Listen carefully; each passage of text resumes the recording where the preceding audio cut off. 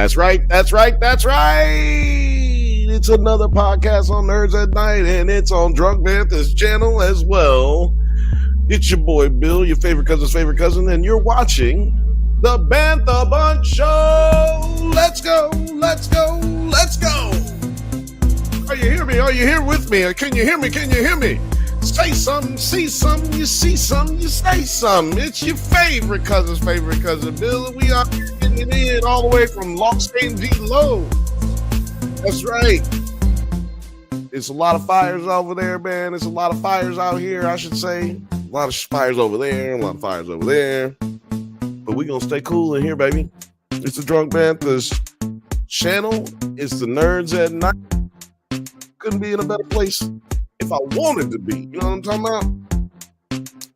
Got a lot to talk about today, you guys. Got a lot to talk about today. Fifth Bantha said, yo, what up, Bantha fam?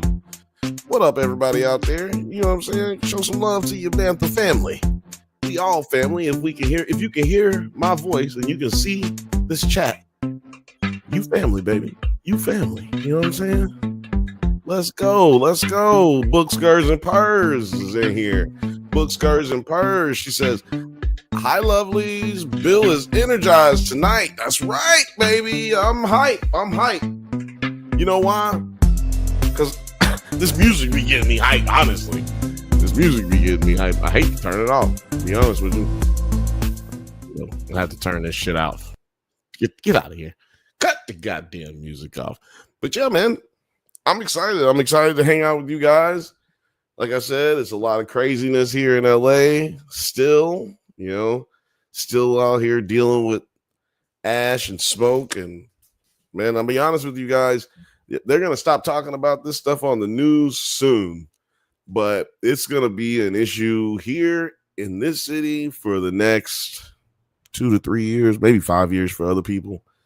There's a lot of bureaucracy that you have to get through just to get a house built in LA, and these people, the cleanup is probably going to be a year. So there are a lot of people who are able to rebuild financially with ease, but there's going to be a lot of people who will not be able to do so, and I highly recommend anyone donating to anywhere that you feel comfortable, any outlet that you feel comfortable. I'm not going to promote anybody's thing here, but anywhere you guys feel comfortable doing so, you should do so. Lil Frothy, she said, hola, ¿cómo está? Hola. How you doing, Frothy? Yeah, hold on. I'm just pulling up something here real quick. Who else do I got to shout out? Who else gets a shout out today? Who else wants a shout out today?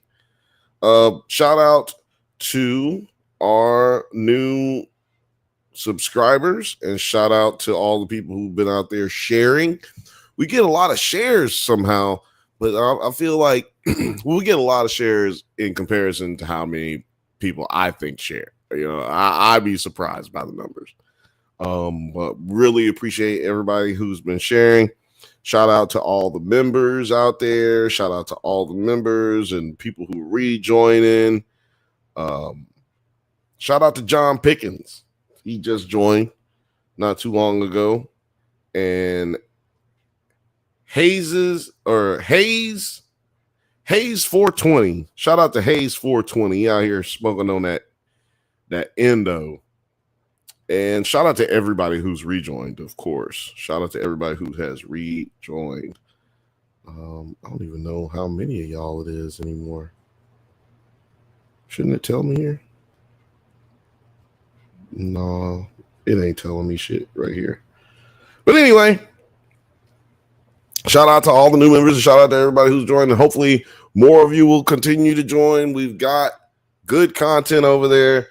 And it's only going to get better here in 2025. I know it has probably been, it feels like to me it's been a little lacky. It's been lacking over there.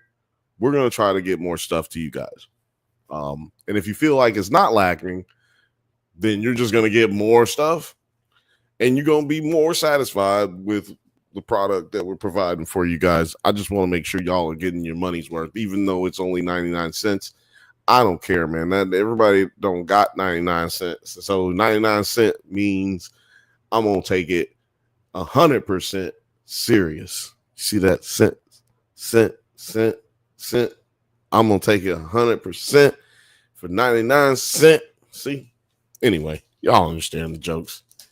But anyway, you know, tonight is a special night because I'm getting to hang out with you guys and gals, but we cannot hang out without our good friend and producer Penny. Producer Penny. Hey, girl, wake up. You having fun? Shake. Oh, long distance shake. Good girl. You're a good fat girl now. You getting fat, Penny. We gotta watch your weight. We gotta watch my weight too. We're gonna get it together. Me and Penny are on a diet. We're gonna get our lives together. Right? But anyway, I am proud of Fifth Bantha said Penny is still tired from her walk. Yeah, I was dragging her ass around here. Hold on a second. I'm trying to change something here, you guys. Bing. And then Books, Girls, and Purse says, get to work, Penny. Get to work. Get to work, girl. Do something. Come on, man. Do something, Penny. Well, I ain't gonna lie. Penny's done a lot today. That's why she's so tired. She's been working hard. Oh, got an itch. Got some itches. It's okay. She's been working hard today. Got a lot of stuff done, me and her. And she basically helped me do this podcast today. She helped me set up for it. Today we're going to be talking about an update on our family, episode 1 and 2. Now, they went week to week with this, but I wanted to talk about. There's only 3 episodes, if I'm not mistaken. But I wanted to talk to you guys about this show before the 3rd episode comes out because I found it very interesting. The show is about this couple. I forgot their last name, but the lady's name is Micah, and she starts doing this YouTube channel at around 2011, 2012. Basically just trying to get herself out there. She's just talking to people, expressing herself, doing little videos like that, but just like, hey, you should check out this, and hey, I like this, and I went and did this today, and all these little stupid family type things that people do on YouTube. Well, it was really just bubbling up back in the day, though. It's like it wasn't where it is now. Now people, they get like disgusted with this type of stuff, and most people look at it and get kind of cringe by it, but a lot of people, they love the cringe. That's what they're here for. Like, that's the reason that they're watching it, is the cringe. I was never a type of person who watched this type of stuff, but this young lady, Micah, she was, hold on, let me make sure I'm saying her name right. Am I saying her name right? Yeah, Micah Stauffer, the Stauffers. So Micah, she was just, out here making videos for her YouTube channel, and then like her child wasn't necessarily a part of her YouTube journey at that point. Her child was just like another part of her life, just like anything else. Your kid might be in the background of a video, or you just hear her kid in the video or something. not to the degree where she was like trying to exploit the kid or anything. So then, but some years pass and she starts getting a lot of attention, mostly because of her kids. Because, like I said, years pass, and then she meets this dude. I think his name is John, but we just gonna say dude and husband in referring to this gentleman. Okay. So yeah, she meets this dude, and like after she's had her first kid and started your YouTube channel, and they hit it right off, but she's filming him too. It's basically like she like let him know, like, yo, if you want to be with me, I'm gonna be in this, I'm gonna be doing this. This is what I'm into right now. This is where I kind of am wanting to see my life go. I want to kind of do this professionally. I'm getting a big following. So he's like, sure, cool, that's fine. He's because let me tell you something. This guy was dog ugly, or well, I say was. Look, I'm saying he was dog ugly, okay? Because I believe he got glowed up when he met her. And how would I know? How would you know, Bill? You weren't in their life.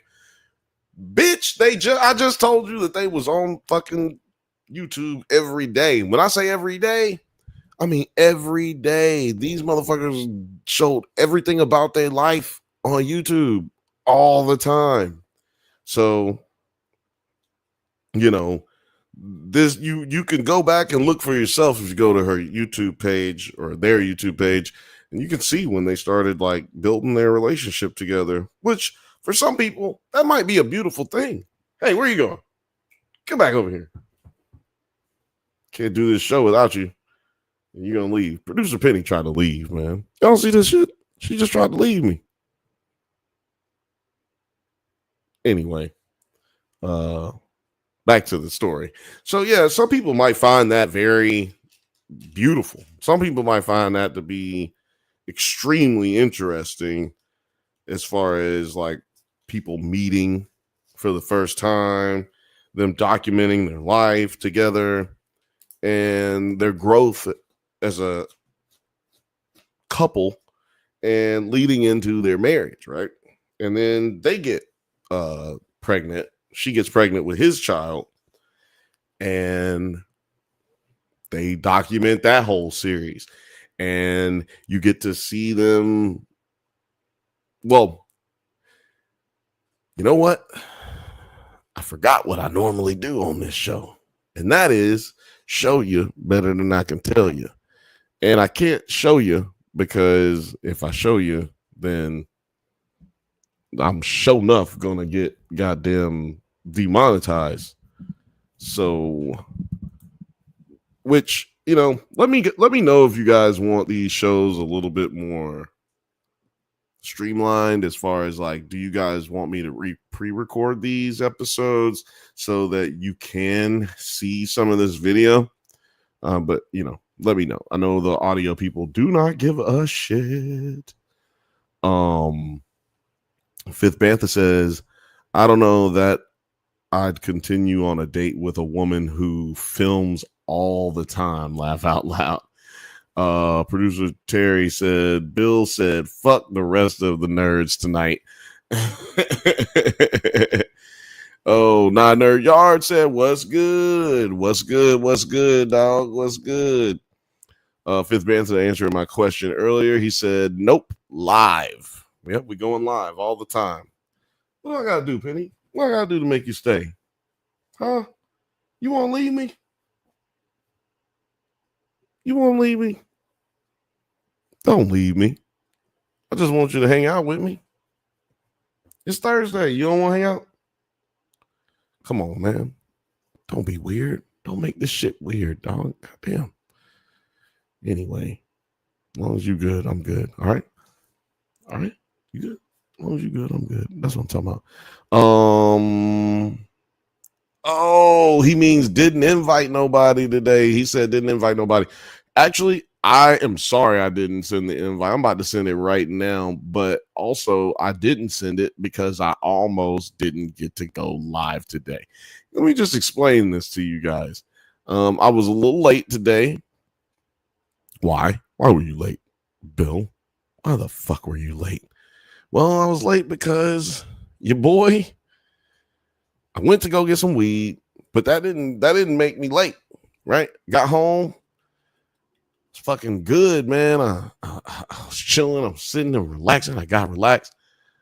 I put in the I put the link in the chat, by the way. Producer Terry said we was worried. Producer T said, oh no, excuse me, Lil Frothy said, Producer T, I love my pins. Thank you. But yeah, if you guys want some free merch and some free pins, make sure you stay right here and hang out for the Drunk Bantha channel and Nerds at Night channel. We can do giveaways, so make sure you like and subscribe, and also go over to the Nerds at Night channel and just go ahead and buy some stuff in the store for pins. And if you want some of this stuff, go to the Drunk Bantha channel. But yeah, got home and the computer had fucking gone dead. It was unplugged. Excuse me, it was unplugged for some reason. I don't know how it got unplugged, but it was. And then the computer wouldn't come on after I plugged it up. Then the motherfucker wouldn't let me log in. Then the motherfucker kept doing some other shit. Why you keep grabbing me, Penny? And like, it was just all fucking bad. And I basically didn't get into the studio on here until 8:13. Like 8:13, 8:14. What are you doing? This is where you're gonna be at now, okay? Okay. You gotta relax. I'm trying to do the show.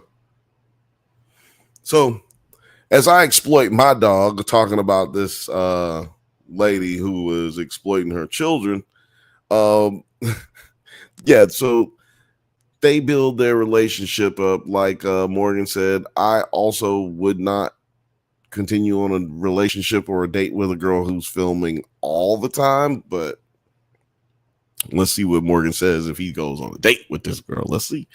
I'm going to set up Morgan on a date with a hot blonde girl and see how long he sits on a date with her while she's filming herself. It's called Dating in Los Angeles. But anyway, I digress. Unnecessary to take veiled shots at women in Los Angeles. Not right. It's not right. And I apologize. I can be better. I can do better than that.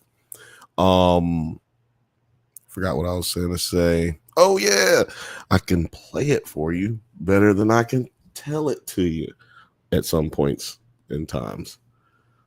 Trying to get it set up, guys. Remember, the old days are over. The old days are over. The old days are over. That's not how a song goes, is it? Well, goddamn it. So yeah, I just wanted to get them to tell you about how fucking crazy it was watching these people grow, and how it was for these people to fall in love with how things were. Here we go.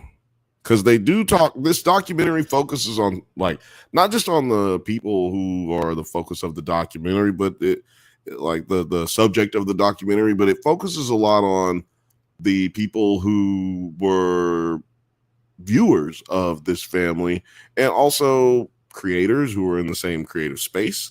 And it also talks to a lot of the sponsors that supported this YouTube channel for so long, before the controversy. So, and yes, there was controversy for those who are not aware as of right this second. But let's just get to know these people a little bit. But Micah wanted a huge family. Personally, I only wanted one. It wasn't long after she had her second child that we were then hearing the news about their next pregnancy. A big paradoxical question right there, guys. Are we pregnant? All right, guys. Here we go. We're going to do a live pregnancy test. This is the beginning of our journey, and if we're pregnant, we're going to be doing weekly videos. So if you had trouble hearing that, she was basically saying that, you know, once they had their first child together, that's when the content became directed right at the children. And that's when she started putting out content every day. Will continue to put out content every day, because once she got pregnant the first time, it was every single day telling you about how I'm doing, the morning sicknesses, the growth of the belly, how much cocoa butter you need to put on your stomach, how horny you still are after. No, that one wasn't on there, I don't think.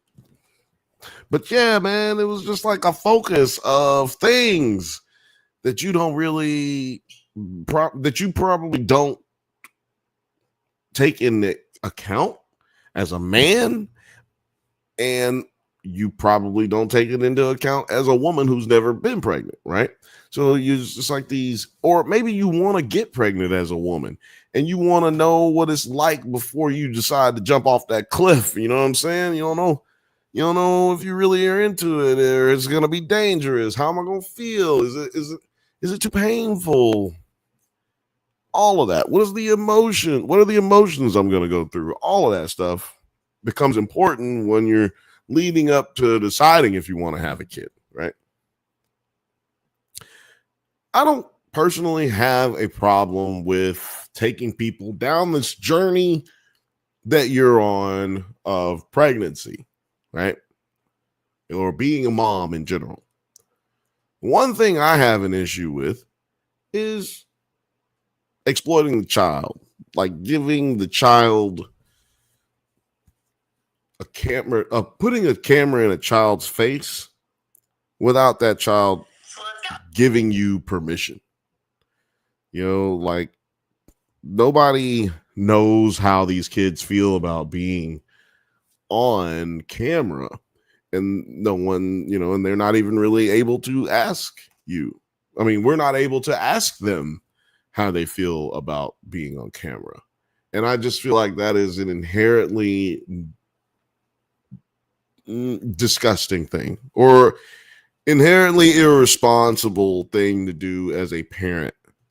And it's inherently disgusting when you're doing it for money. Like, I don't think that you should be recording your kid all the time. Like, unless it's just for your eyes only, I don't think it should be going out nowhere. You shouldn't be sending that out to people. You shouldn't be posting your kid on Instagram all the time. I just disagree with that wholeheartedly. But, you know, that's just me. Put it in the comments. Do you feel like it's cool to post your kid on Instagram, Facebook? And if so, do you, or if not, do you feel like it's cool to just have your kid on YouTube or television?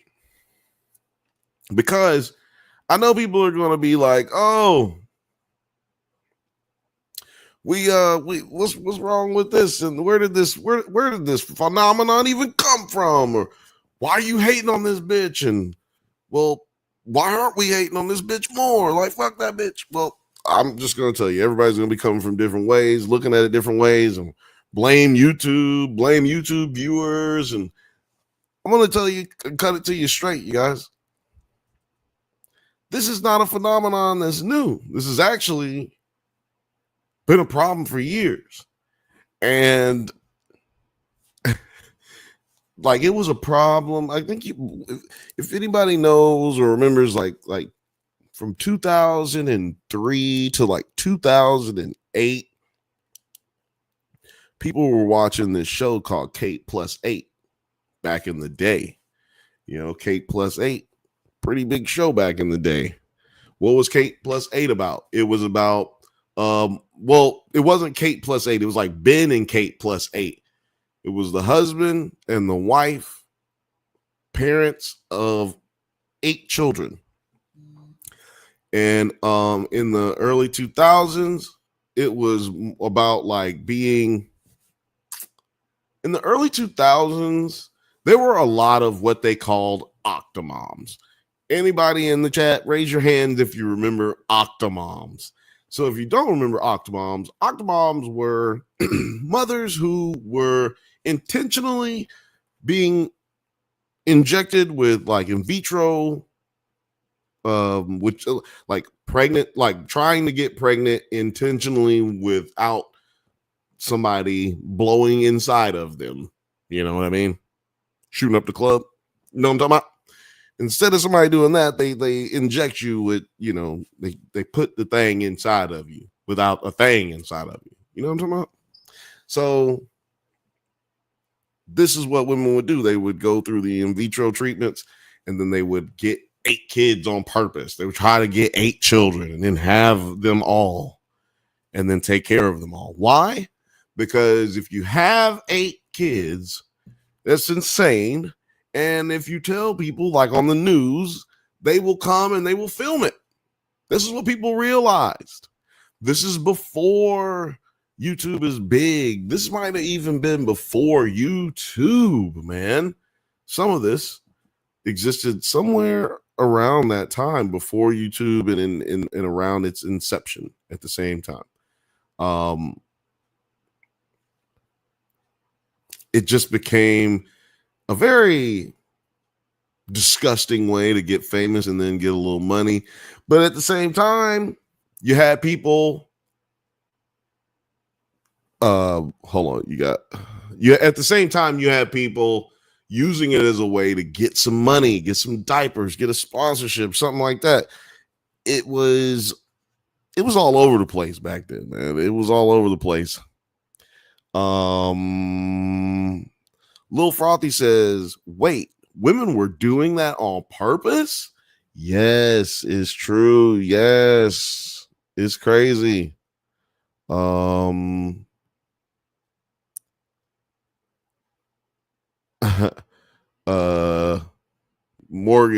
Fifth Bantha says T has the best pins. He's telling the truth. He's telling the goddamn truth.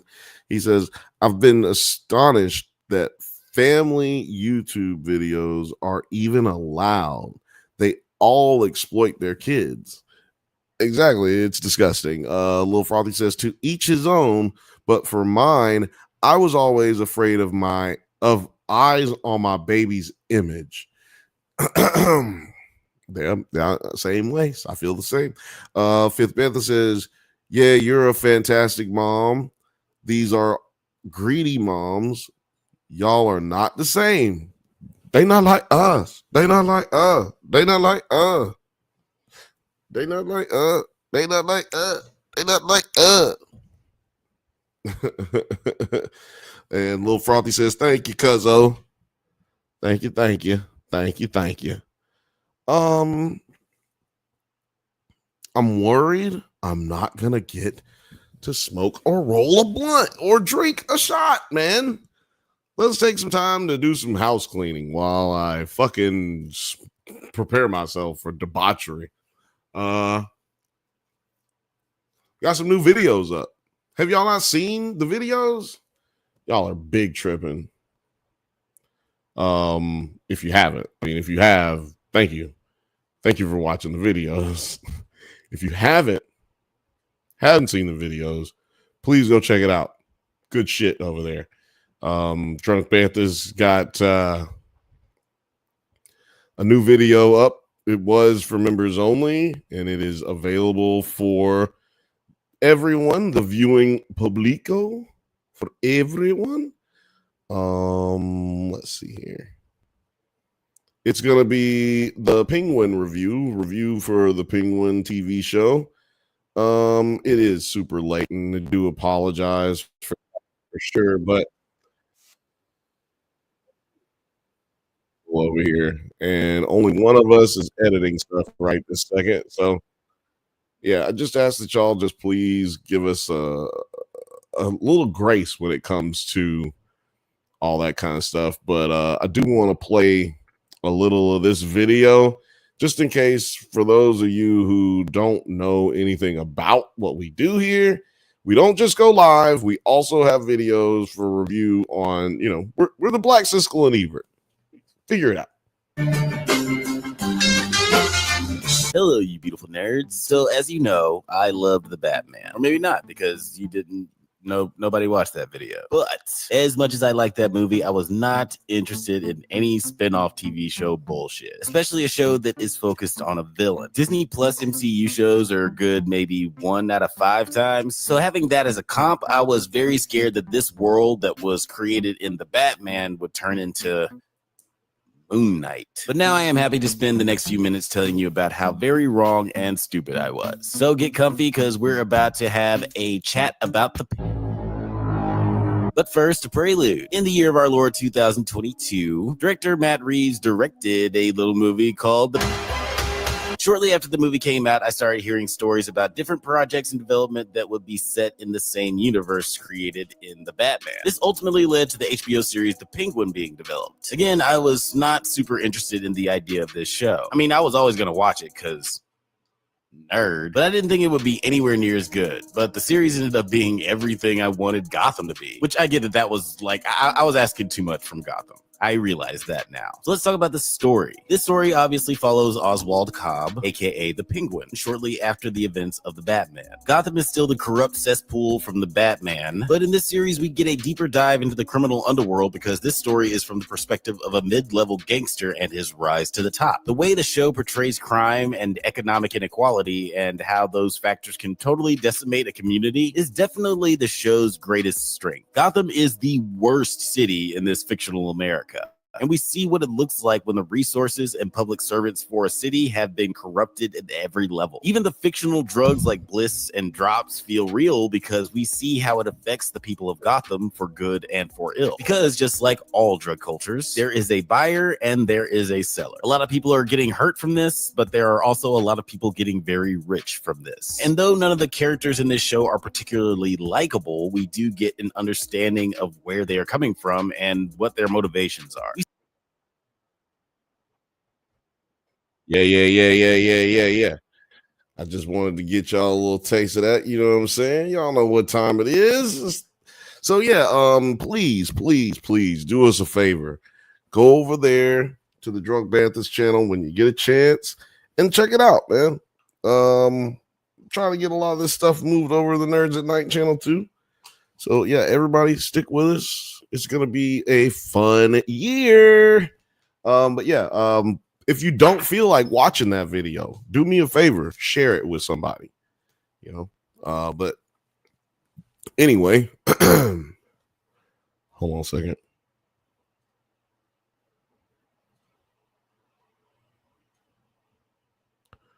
Yeah. Okay. Well, I just read this text message, but yes, I will do that.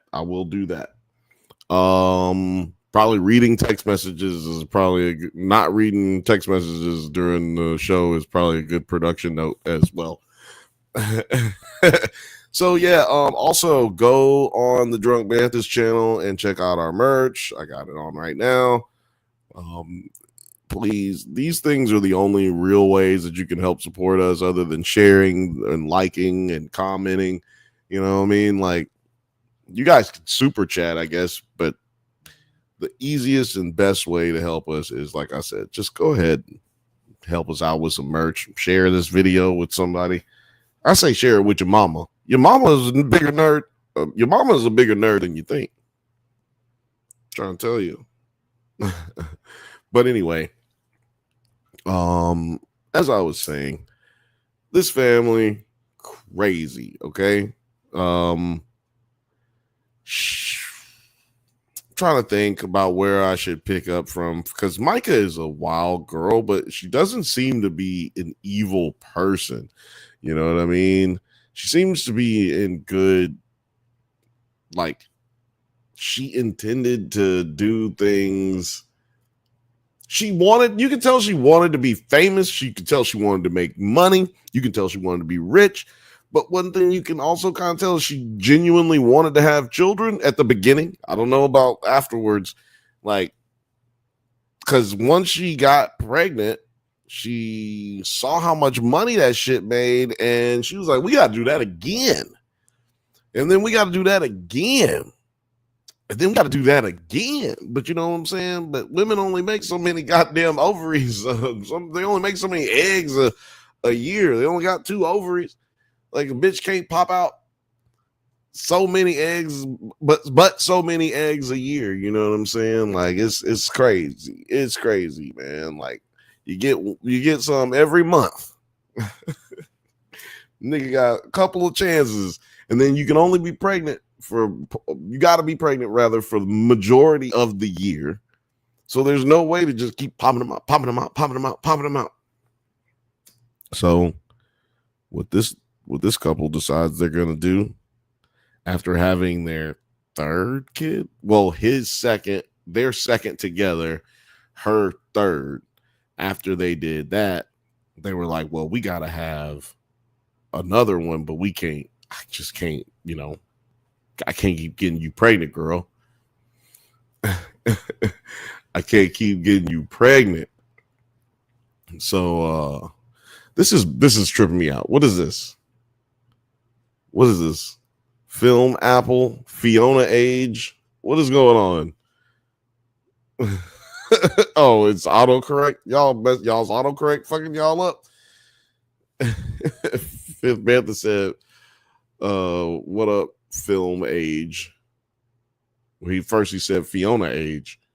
Fiona age sounds like a really bad silent TV act or silent movie actress from back in the day. That's what it sounds like. But anyway, yeah. The other things that Micah was doing before this, she was doing a lot of like videos on how to clean how to clean your house. I said before this, but it was after she had this 3rd baby. It was a lot of videos about how to clean your house in 3 hours, and like how much money do I make on YouTube, and like how can you help make this, and how to make this from scratch, and recipes for my kid, and da da da da da da. But those views start going down. You know what I'm saying? Don't nobody give a fuck about none of that shit, bitch. I don't care about how much money you make on YouTube, other than the fact that I am so involved and so invested in these conversations in your life that I'm just happy that you're making money, because I want you to have the best. I'm a huge fan of yours because of how much I feel like you are deserving of what you're getting, right? So, but this also, like, as we've done so far, criticize it. There's no one in this space that's gonna be criticized. That's not gonna be criticized. There's no one in this space that's not gonna be criticized, but there is no one in this space that is as big as this lady. So she's going to receive even more criticism. We got this one journalist that I want to introduce you guys to. Her name is Sophie Ross, excuse me. She studied this kind of shit. I don't know. She seems more like she's just a person who's on the internet and loves talking about the internet. And lingerie. I can't even describe how viral that would go. I am a writer, podcaster. I'm kind of a pop culture commentator. I talk a lot about influencer culture, celebrity culture, stuff like that. Micah knew how to do it when it came to YouTube. It's all very bright, colorful photos that kind of get your attention. Pregnancy, video, huge, disaster. like just keywords that are just like stuffed in the title in all caps, exclamation marks. And she's making like the face, which is like, it's classic, YouTube clickbait. Now, what I want y'all to do right now is pay close attention to what the title is on this one right now. Because that is kind of my little troll in this episode of the Bantha Bunch show. My little troll is, the title of this episode is An Update on Our Family, episode 1 and 2, Extremely Horrifying Review. Extremely horrifying, all in caps, and review also all in caps. Like, I don't know. Look, if this video does way better than it normally does, then y'all will know why. Yeah, man. See, this is the thing.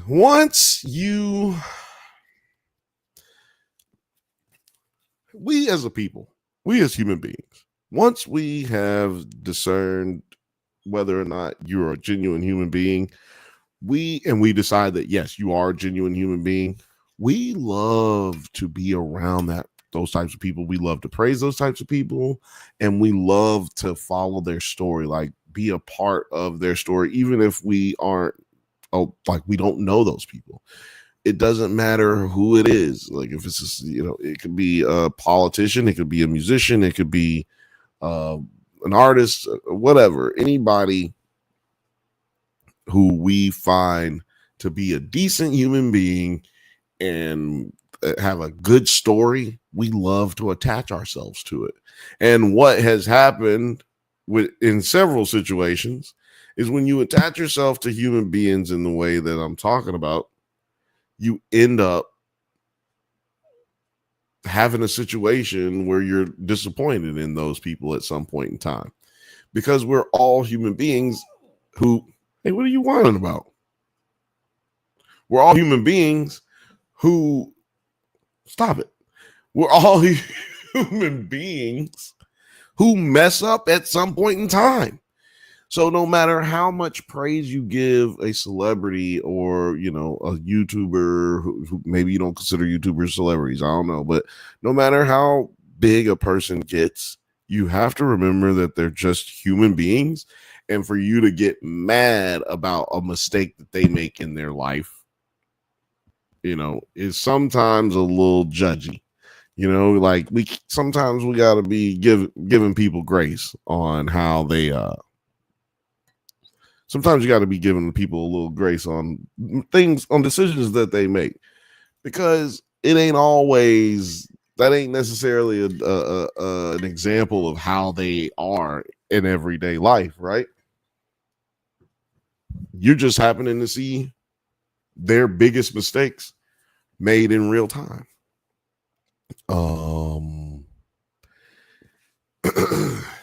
Gerza Purr says, even producer P is miffed.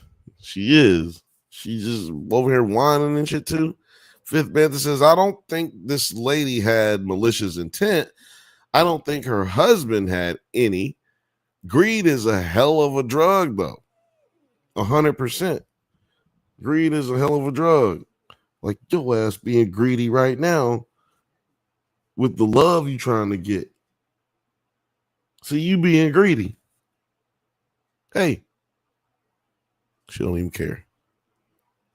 You being greedy. I'm mad about it, actually, because you interrupted my train of thought.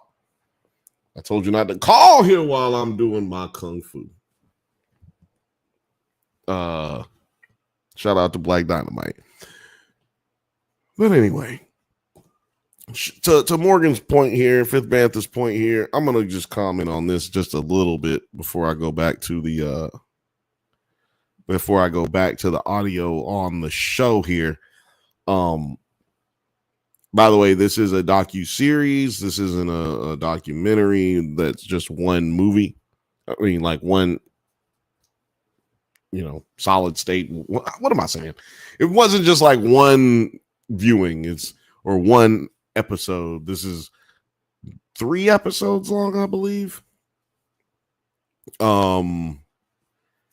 Yeah. So what you see go down here is, like you said, a person who is just seeing more and more money and more opportunities. As a matter of fact, this is actually a good place for me to play that right now. 2016 is when Micah started having enough subscribers and enough views to have brand partners reach out to her.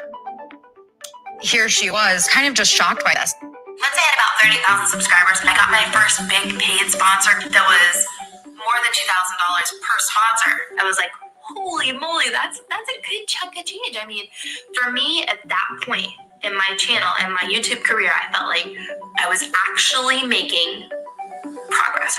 Partnerships and brand deals. That is where the real money is. So yeah, she started getting into the partnerships and the brand deals. And like we were just saying, man, like Morgan just said, greed is a hell of a drug.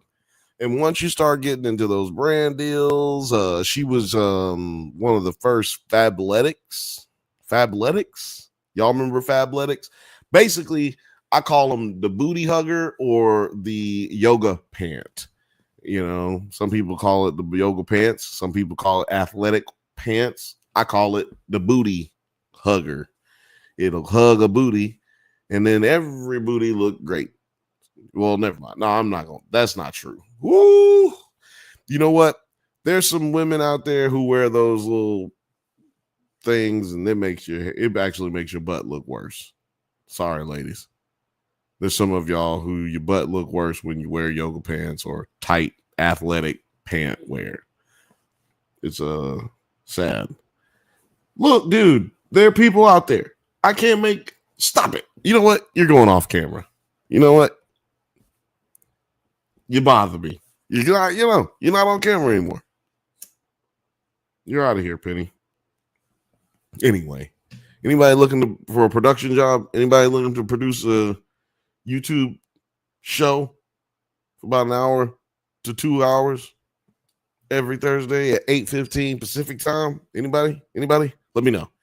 Anyway, so yeah, it's not like this lady is the only one who's doing this. You know, she's just being captivated by the motherfucking money. You know, and also, you know, let's just admit, advertisers are fucking blinded by the money, right? They don't care if she's exploiting her children. Can we talk about that for a little bit? Just a little bit right now? People like to blame the mothers. People like to blame the parents. And, you know, Morgan just said, hey, why don't we blame, you know, I can't believe that YouTube, he didn't say, why don't we blame him? But he said, I can't believe YouTube lets that shit up. Like, why do you allow that to even happen on a platform? Well, let's ask another question. Let's expand that out to why don't advertisers get out of here. Get out of here. I don't even know why you're messing this whole show up, though. I can't keep hearing you whining. Sorry about that, guys. I had to kick producer Penny out of here. He's literally losing it. There's some people hanging out by my door. I don't want to yell at them, though, because then I kind of sound like a dick. But anyway, why aren't the advertisers being held as responsible as anyone else? Like, this girl's got Walmart as sponsors. She had detergents as, I don't want to name any companies other than I already named Walmart, but like they had different companies that were giving them up bukus of money, even though they know where this money is coming from. Like, I mean, they know where this content is coming from. They know what's being developed and how bad it could possibly be for the children involved. It was kind of a sick situation.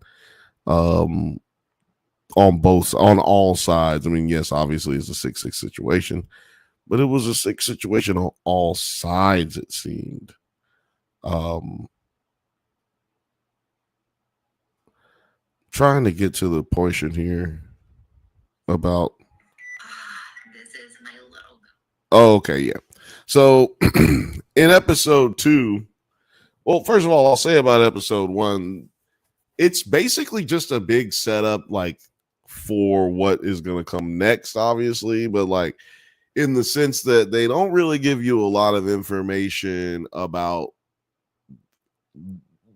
they don't really give you a lot of information that would lead you into episode 2, but you will get a lot of information about them that does, to me, set up how you should feel about these two, this husband and wife, going forward for the rest of the documentary. Because I think it is important to show, like what Morgan was saying, she didn't seem like she was genuinely greedy. She didn't seem like she had any ill will or even an awareness of how bad it could possibly be for her children. It seemed like she was genuinely thinking, like, I want to put myself out there so I can help other people or just connect with other people on a level that, you know, I would have appreciated if I had, you know, when I had my first kid or when I was pregnant or before I had my kid. It's that kind of a mindset that, you know, that she seems to have been in. But yeah, once that second baby popped out, it is on and popping. But like I said, man, there's only so much time. Me and Alex, Jedi Master Grayson, we started watching one of the episodes, and he was just like, man, this is crazy. These people are gonna be watching this shit. Why would you have more kids just have, you know, just to keep putting them on TV? Like, you have a kid, you put them on TV, like, that's it. They don't need to keep getting more kids. And I said, well, how long do you think people will stay interested in that same child person? How long do you think that they're going to stay interested in them till they turn 5, till they turn 6, 7? You know, we know for damn sure ain't nobody trying to watch no goddamn 12, 13-year-old, you know, 12 and above. We not trying to follow that person. Them niggas needs to be having kids that we can then talk to them kids, like we can watch they kids. But we ain't trying to watch your kids no more. So you got to keep having kids, because see, kids don't stay the same age. So you got to keep getting more, and you got to keep getting more. And then, you know, this girl's body probably ain't even built to keep taking all these goddamn nut shots and motherfucking busting out babies, you know. The incubator is wore out, you know. So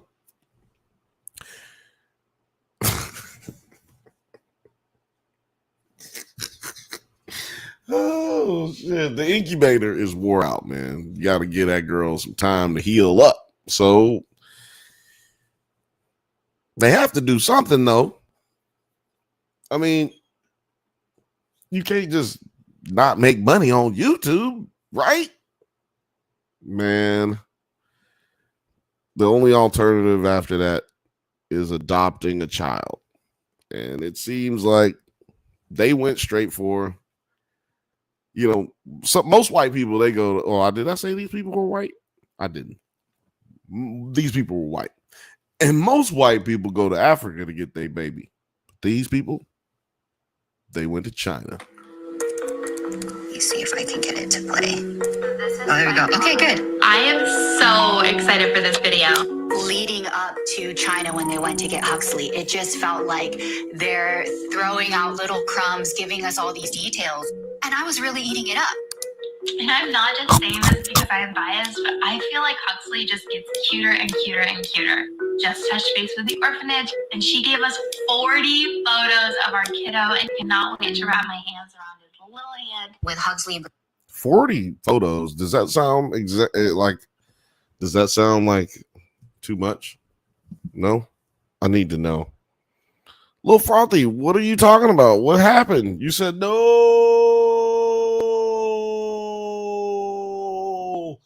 But I've asked a lot of questions. What happened? What are you saying no to? I don't know. Let me know in the comments. He brought so much viewership to their channel, and he was like the main character. This is my little guy. He'll be 2 when I pick him up. It was literally built up that way. The introductions to his name, going to get him, like it was this big moment. When we saw his video, it was like done. I would just let her videos play and I'd listen. I'd be getting ready every day, being like, oh my gosh, like looking at this, I can't believe, yeah, that makes sense. You know, I ate it up just like the rest of the world.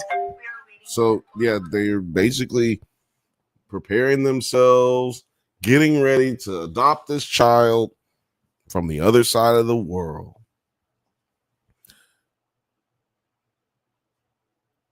Oh, maybe that's what you were talking about. No. They're going to go to China. Dun, dun, dun.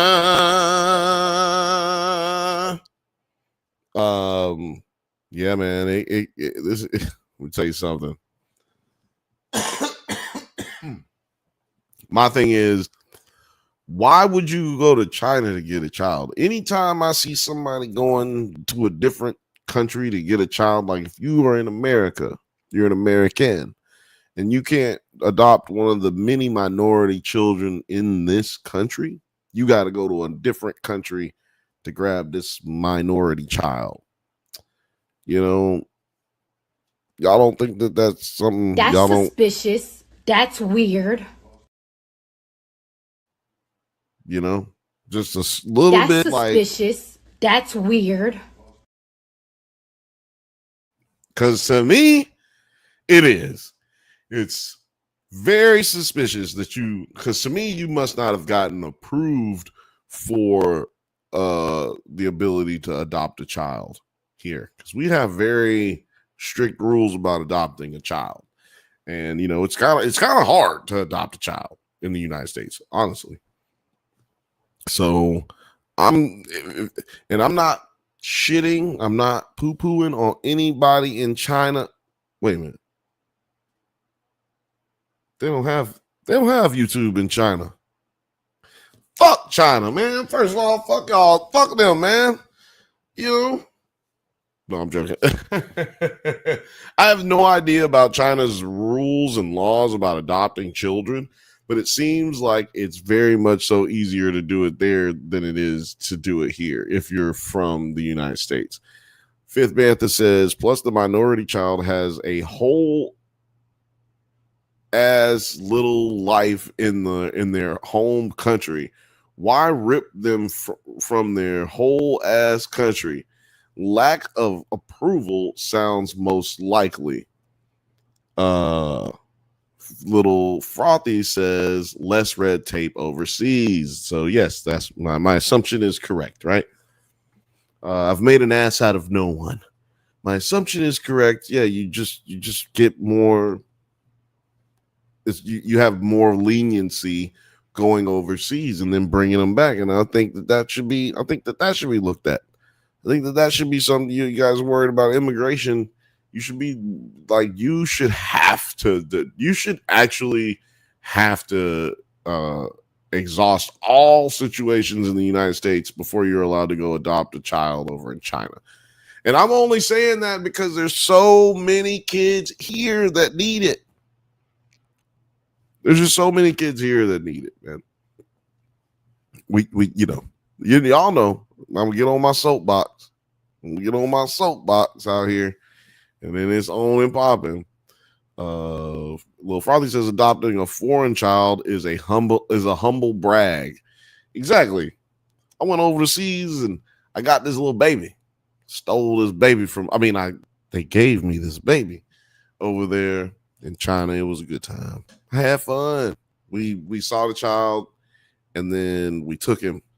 And then it was an amazing time. We had so much fun when we got home. He played in the snow and made snowmen, and we melted candy bars and made s'mores. Wrong. That's not how it goes, man. That's not how it goes if you adopt a kid in America. You're adopting a child from overseas, just like Fifth Bantha was saying here. You know, the minority child has a whole ass life in their home country. And even though they're adopted, they still have foster homes and foster moms. And you like Fifth Bantha said, why rip them up from their whole ass country?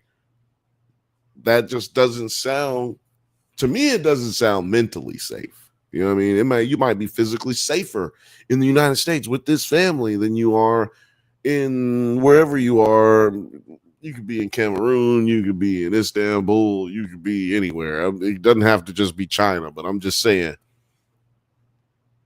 taking someone from their original culture and life and family, well, not family, but their country, that shit is deep. Now, think about this. It's a culture shock for you to pick up a kid that's from the hood, that's foster homing with this lady, and then he goes back with you, and it's a middle class household.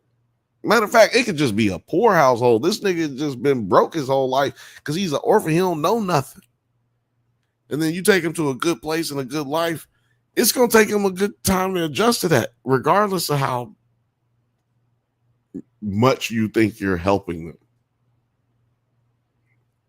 Like Lil Frothy said, adopting a foreign child is a humble brag, but adopting a child that is here in this country, if you're from this country, if you're here, if you're from the United States and you adopt a child from the United States, that is just humbling.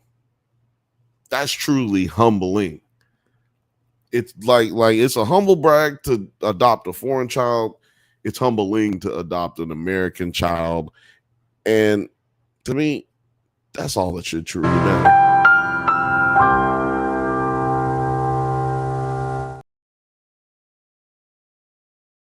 That shit, man, I can't wait till we record them shits, man. It's only popping. Yeah, what else was I about to say? Oh, yeah. Huxley, man. Huxley, that's the name of the child that they adopted. Huxley.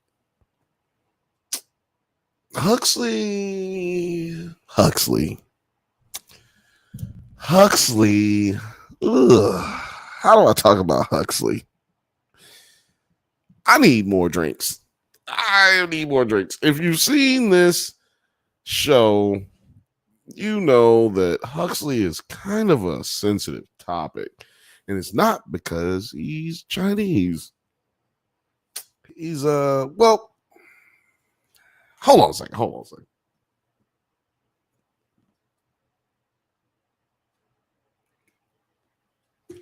Because there's very little about this story that's great, like on the positive end. But I have a feeling that once it gets to the end, I will feel a lot different than a lot of other people do. I don't want to spoil the end for anyone. It'll be back on later this week. I think it comes on Thursdays or Fridays. I am so happy to tell y'all that we're going to be covering the third episode right here on the Bantha Bunch Show, Thursday, 8:15 p.m. Pacific time. Because I am super interested in this. I know what happens going forward, but I don't want to ruin it for you guys. When they get to China, they had some serious issues. Like, I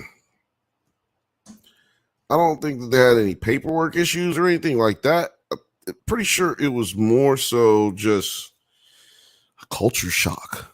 They went over there to get my baby, essentially, is how that she kind of put it nonstop. Like, I want to get my baby. I got to go get my baby. And of course, they recorded their entire trip over to China. Dude, the way that this all happened so quickly, like from I want to have a child, like I want to adopt a child, to hey, here he is meeting him for the first time. It just moved too fast. It moved too fast. Like, you should not be able to just go over there and grab a kid and come back. Like, it just all moved too fast. He had no rapport with the people. He met them for the first time and they were just like, you're on up out of here, brother. So that's very very weird. Very odd. I say weird, but it's very odd that you would not prepare for something like that, or prepare yourself mentally for meeting the child, prepare yourself physically, or what would you call it? Like, just educate yourself on the possibilities of this, however the kid may react. The kid could react in many and multitudes of ways. Just kind of going through all the motions of that. You think you would do that, but I guess you just must have been too goddamn busy making another fucking YouTube video, because when they meet Huxley for the first time, I mean, it's almost like, I don't know, it's weird. It's almost like she didn't care about the dude.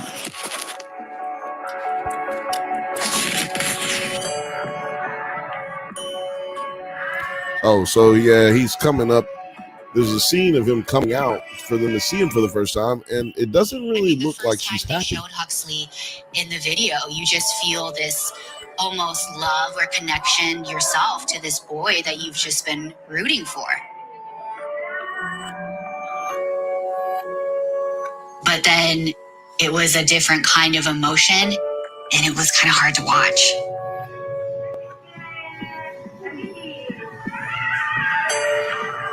So what you just heard is the kid running away.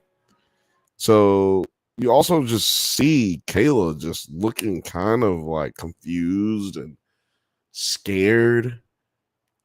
You could see genuine fear, and not genuine fear in the sense that like, oh, this weird kid, never seen no China man before. Not that. I mean, I'm sure she's racist somewhere in her life, but it's not this, guys. Calm down. Jeez Louise. She wasn't just like, oh, it's a little China man. This China man. This is so short, China man. No. She was very respectful. She was like, oh, you're a little baby. You're so cute, little baby. But spoiler alert, I guess I should say, Huxley's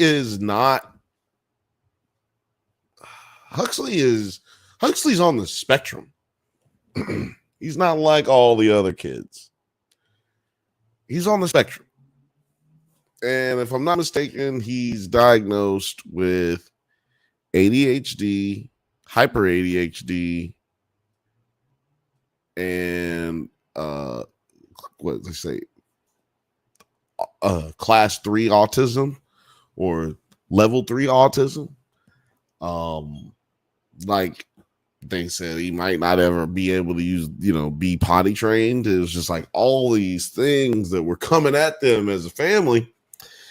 And, this is just how it is, right? Like sometimes those kinds of things happen and it's tragic, but they didn't say he was going to die from anything, right? And there's worse things in the world than, being, that your son has to live with you for the rest of your life. There's way worse things. Now that sounds like a bad thing. It doesn't sound like the reason that you went into trying to make a family, right? Like, if you'd have known that would have happened, would you have had him? All those kind of questions go through your mind. But this lady, I give her all the grace in the world for that. Like, just not being prepared for that moment and just, being overcome by her own emotions and possibly forgetting the kids' emotions and for a few minutes or whatever, a few seconds. But she and the father seemed like they just could not really connect with the kid going forward. And when they would try to connect with him, it was always very forcey to me. So they got this kid, the views are going down. They just had this kid like a year and a half ago and fucking can't keep the videos going. So we gonna adopt another kid. They adopt another kid. This kid, they can't even play him on the YouTube that much because he's so distraught about being out. He doesn't want to do things. The camera in his face, he doesn't like it. He's autistic, so there's like hard for him to express himself in certain ways. It's just hard. It was going all over the place. Like Lil Frothy just says, what a nightmare. Exactly. Like, I don't know anyone who would volunteer themselves for this, but speaking of that, what a nightmare. Kayla kind of tried to like stop doing YouTube as much. You would see videos, but it would be a video of her husband doing something with Hartley, or Huntley. Anyway, yeah, this kid is like hanging out with Pops, but it's like, yo, where's mom at? Like, this is why I'm watching the show. Like, what happened to her? Well, she was trying to take the time to step back and take the time to hang out with her son and get to know him. And, you know, for those who weren't able to see it or haven't seen it, I should say, Huxley is like 7-8 years old. So it's not like this kid is a baby and, you know, he just forgets things. Like, he's already had a foster mom that he loved. They gave them like 40 shirts like for him to have, because those were given to him by the foster family. Like, he was in love with those people, and then they just snatched him up and took him to the United States, which then, like I said earlier, things got worse.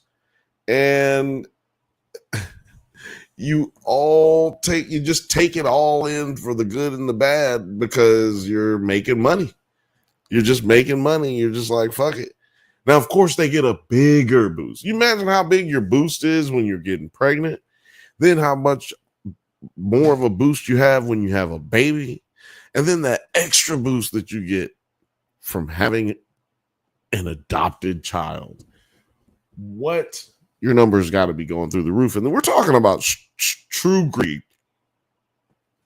We're talking about people getting 1.5 million views a video. Please like and subscribe. Please. If you ever think to yourself, man, the shit that I watch should be more popular, then please click this motherfucker right here. If you don't want to miss any reason to do so, please click that like and subscribe button so that you get up in this algorithm, baby. Because that's what it all is about. It's the algorithm. The question is, how much are you willing to sacrifice of yourself to fucking do this to yourself? You know what I'm saying? I'm not ruining the rest of this documentary because I just don't want, I want to have more to talk about tomorrow next week. And I want to have more to talk about just going forward. But like, I feel like this documentary is just a perfect example of what's wrong with us, man. The first Octomoms were about trying to get help because they didn't have the money to fucking pay for diapers or pay for whatever's. They would go on Donahue or go on Oprah, and those talk shows would help them pay for certain things. Like, they would give them a lifetime supply in Charmin products or whatever, you know, like give them a lifetime supply and Bounty, and it would be like a promotion for Bounty through the Oprah show to help give these people something because they were in need. Not, hey, let's give money to this YouTube channel because they have kids, and then, you know, we'll let it go from there, and then we'll get their engagement. It's just, it wasn't that way.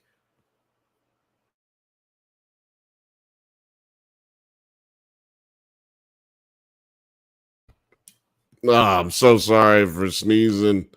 That's not good enough. Well, it'll have to be for now. But yeah, like, it was like one of those things. It's like out of the goodness of your heart type shit. It's like out of the kindness of my heart type shit. Let's have you on the Today Show because we want to be able to get these people something because they've got a beautiful story. They got beautiful children, and shouldn't we be celebrating that in life? You know what I mean?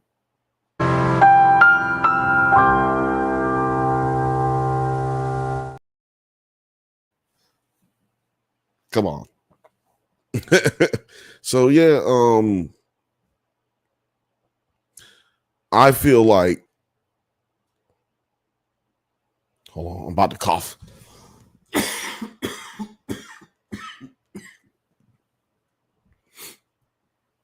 I feel like, man, you should not be able to.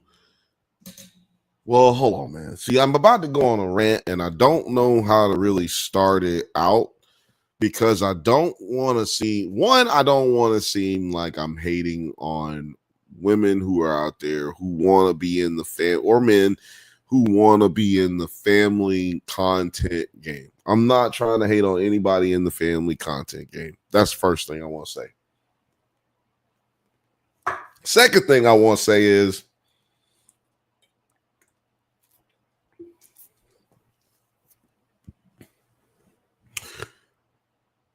you got to be responsible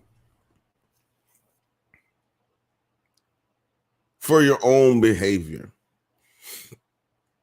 You got to be responsible for your own behavior. If I'm out here fucking up, you need to be able to say, you know what, man, I was fucking up. Bill, that sounds simple as fuck. Why you talking about some stupid ass, simple ass shit? I'll tell you why. Because you need to keep it simple, stupid. People get too caught up in the confusion, the minutia. It's just that simple. Do right. Just do right. Now, like I said, I don't believe that Micah got into this to be a terrible mom. I believe that once she got into this at a deeper level that is monetization, it became the only thing she could see. She does an interview in episode 2 that was from the height of their existence. And then she it's like right after they've just adopted Huxley. And it's an interview with this guy who like does interviews with like YouTubers and successful people, kind of picks their brain a little bit and, you know, going about his business. Anyway, he starts talking to her about how she got inspired and what made her realize she could make money on YouTube. And she basically was just like, yeah, I went to school for analytics. So I studied analytics and just tried to realize that, like, hey, I have a gold mine on my hands here. How much money do you think I can get up out of it? So her interview with him did not age well because it does show you a point of her that is absolutely trying to get the money. But she did make it a point to say, She did not ever think that her page would be as big as it is. And like, this is the thing. If we right now at the Drunk Banthas channel, Drunk Banthas, if we right now had $200 million from making the Drunk Banthas channel, and it's all coming from just the Drunk Banthas channel, man, I'm telling you, we would be like, we never thought nothing like this would happen. Motherfucker, we could make $2,000, $200,000, and we'd be like, damn, this is crazy. We never fucking thought this would be like this. That's not what we got into this for. But man, I'm so glad we can, be able to take advantage of this. Now, difference is in me and Alex's position than this lady's position is she could keep getting pregnant and she can get pregnant and we can't. She can keep getting pregnant and we can't. You know what I'm saying? Like, it just doesn't matter what you do. You're behind the eight ball on this type of content because they really do produce a lot of content for everybody. But I just feel like it ain't for everybody. You know what I mean? Like, it's just a huge niche. And it's kind of disgusting to me. Like I said, Kate plus 8, whatever the fuck it was. I think it was Ben and Kate plus 8. For those who don't know, maybe somebody Google it for me. You know what I'm saying? It's a little far. See, look, I can't even touch the computer. See? You see my hands. They won't go down any further. Ben and Kate plus 8 or John and Kate plus 8. It's one of them stupid ass names like regular. Sorry to any Johns or Bens out there.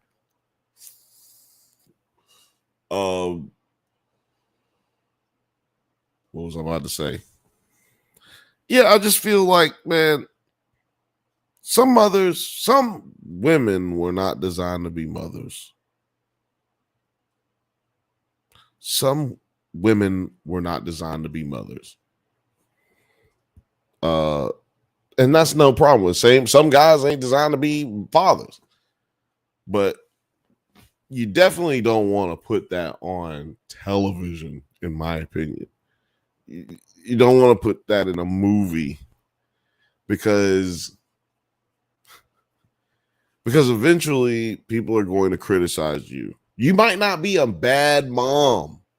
You might not be a bad dad, but there's certain things that you're probably going to do that people will go, I don't know. That's fucking weird. That's not really cool. They shouldn't have did that.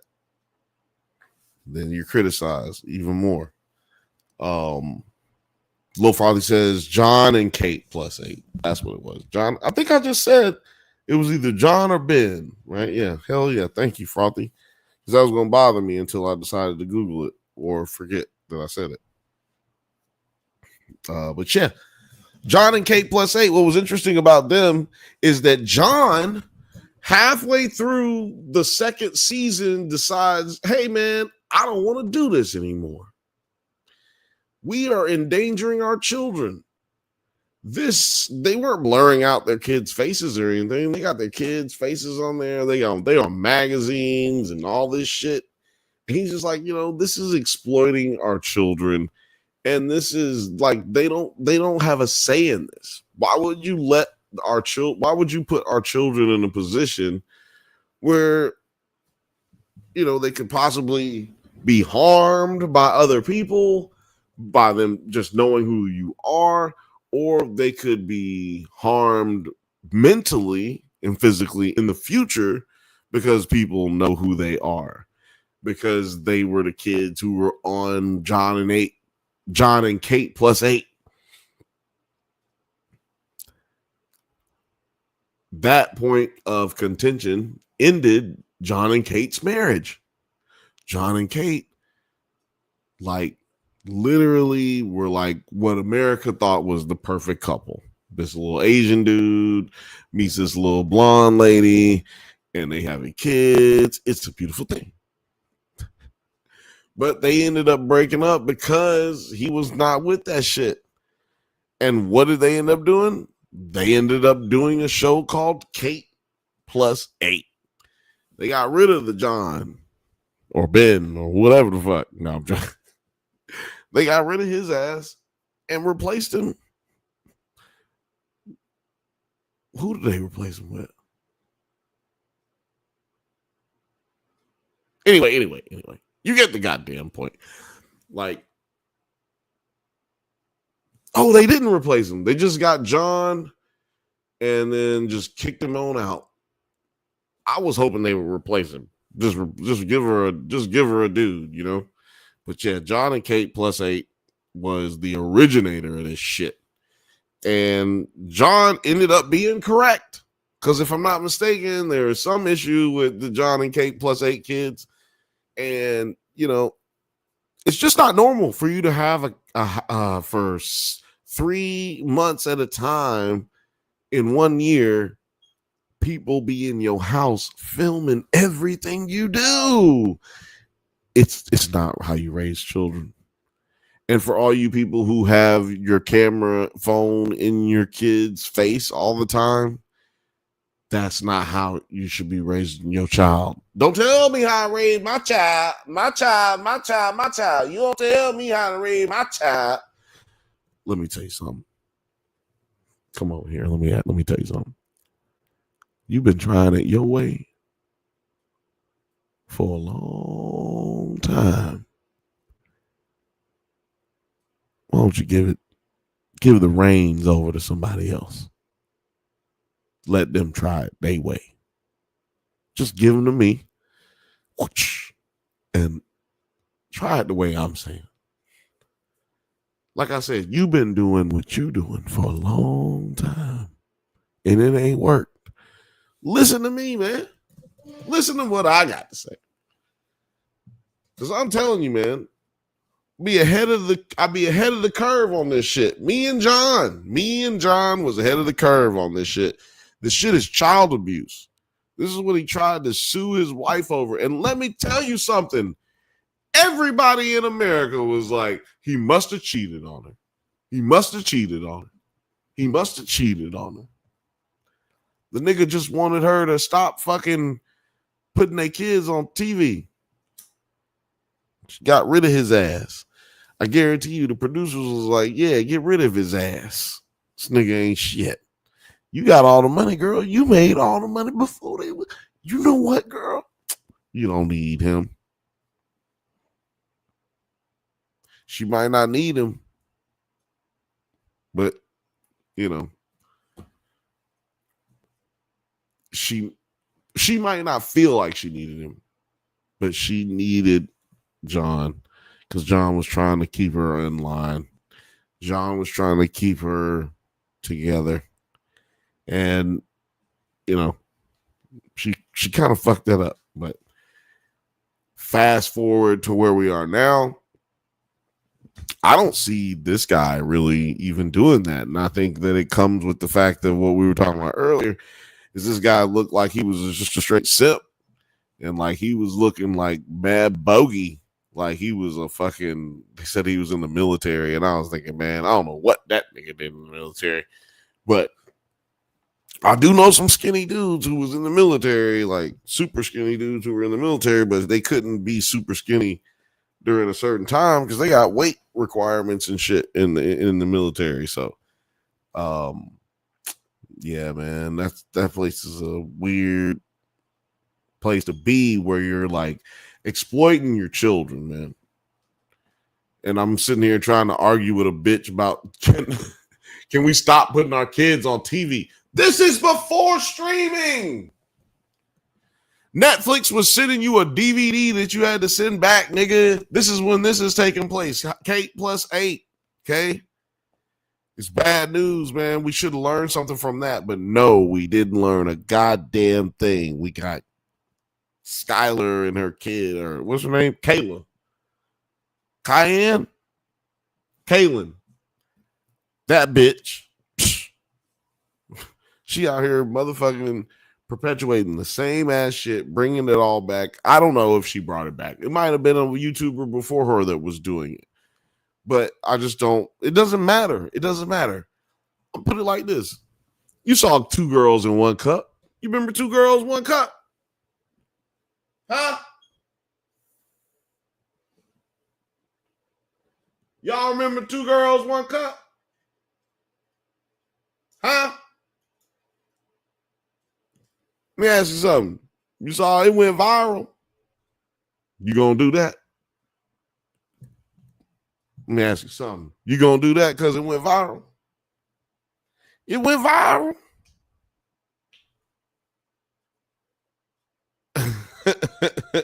Lil Frothy says, no, I am an innocent angel. She's saying she never saw 2 girls, 1 cup. Lil Frothy, you better quit lying. If you go back and watch 2 girls, 1 cup, you can see that Lil Frothy is the executive producer. I'm joking. That's hilarious. But it's also unnecessary. Unnecessary roughness. I need to have that. Anybody watch the Dan Le Batard show? No? Okay, whatever. You guys aren't in sports. Let me ask y'all a question. Should I talk about sports on this show? Because I think most of the people who really watch this show, who really rock with this show, y'all are still watching right now. At least I think so. Would y'all watch this show if I talked about sports for 20 minutes? 20 minutes maybe. Lil Frothy says, sports.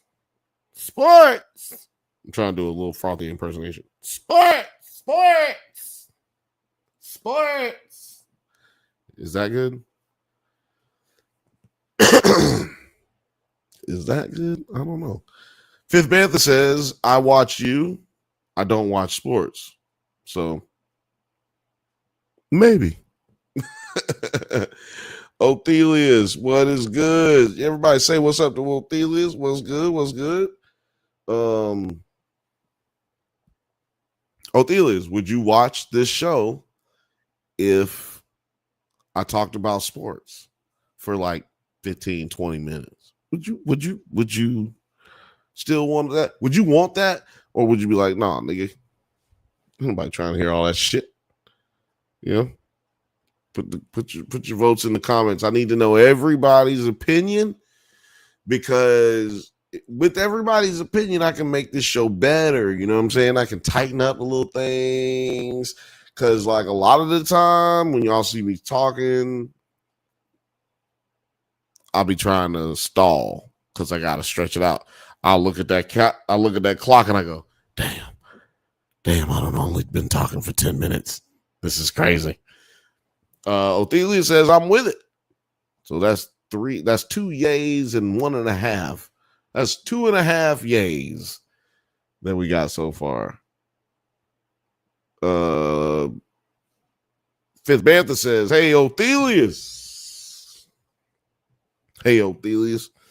See, that was the lowest energy text I've ever seen right there.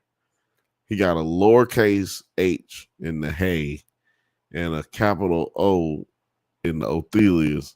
No exclamation point, no period, just straight up, just hey, Othelius. That's what that means. That's what that sound like. That sound like you've been smoking 8 blunts. Hey, Othelius. How you doing, man? I ain't tell you happy Martin Luther King Day on Monday, so happy Martin Luther King Day. That's how it sounds. Phil Bantha said, hey, Othelius, what? You know what I'm saying? Hey, you can say it how you want to say it, because you might be intoxicated right now. I don't know. You know what I'm saying? Othelius said, it's like saying what up to the homie in class, but you got a mean ass teacher, so you stay quiet. So you say it quiet.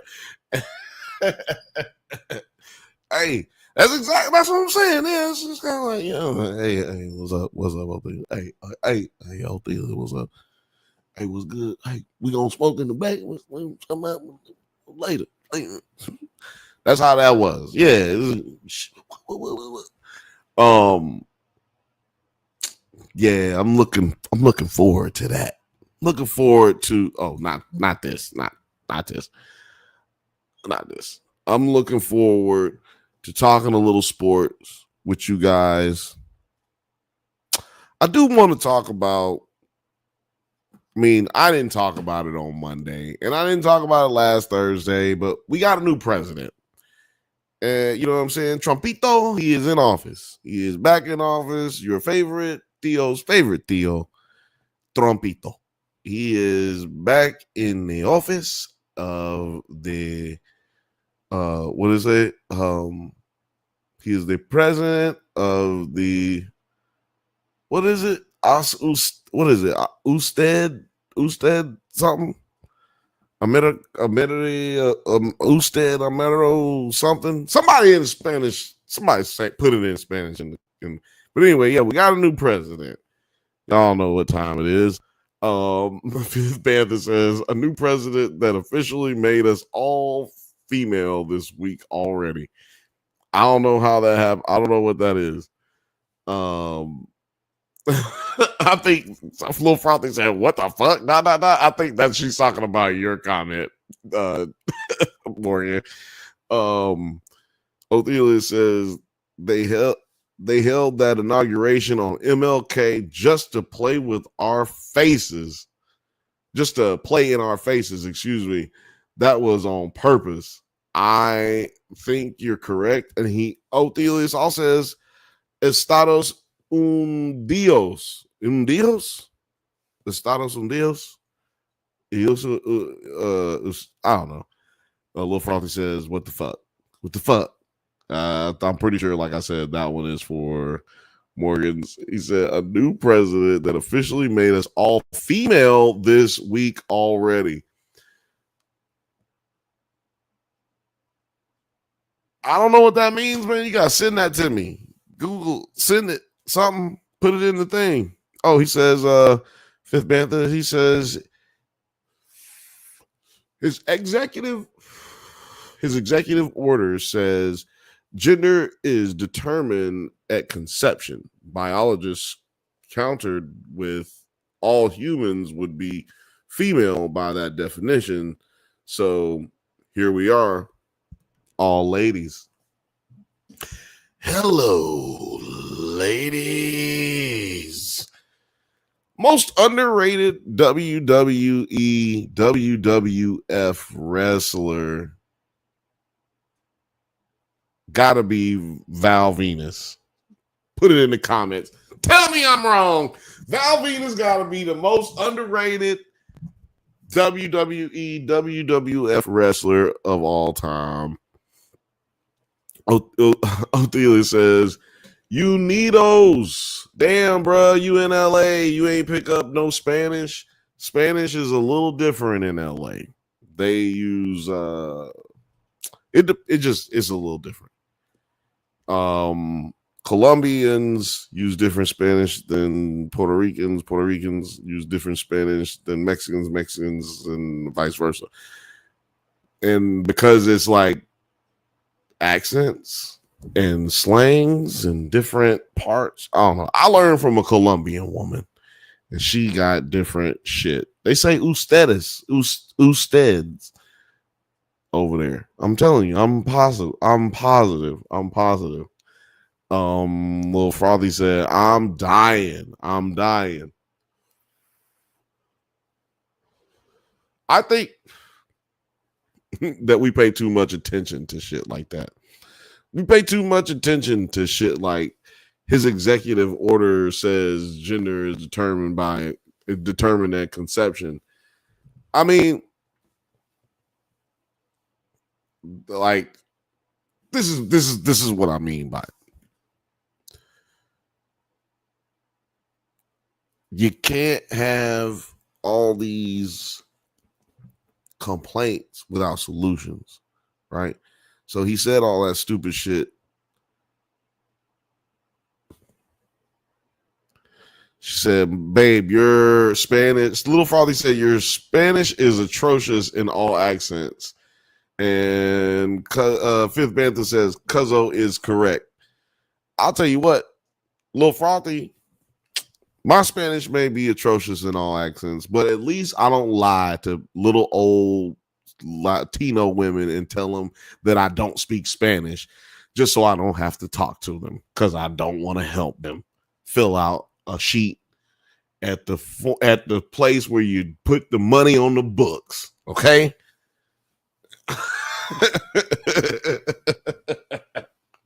Look, I don't sit there and pretend like I don't know Spanish. I just speak the Spanish. Little Frothy said, wow. And Fifth Bantha said, oh, burn.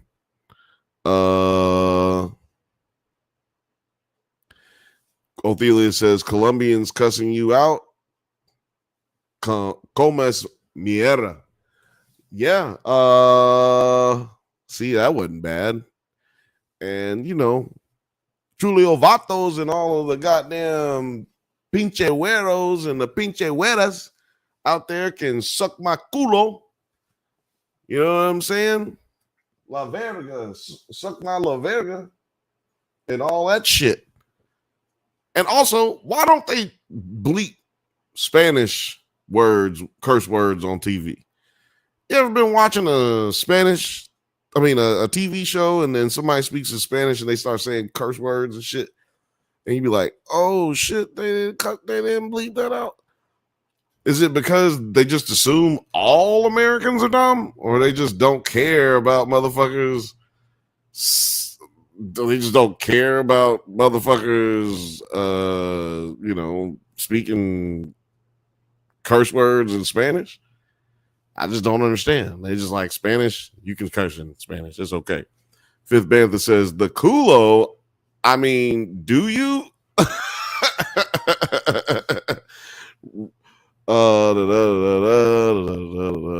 Fifth Bantha says they don't do it in any other language.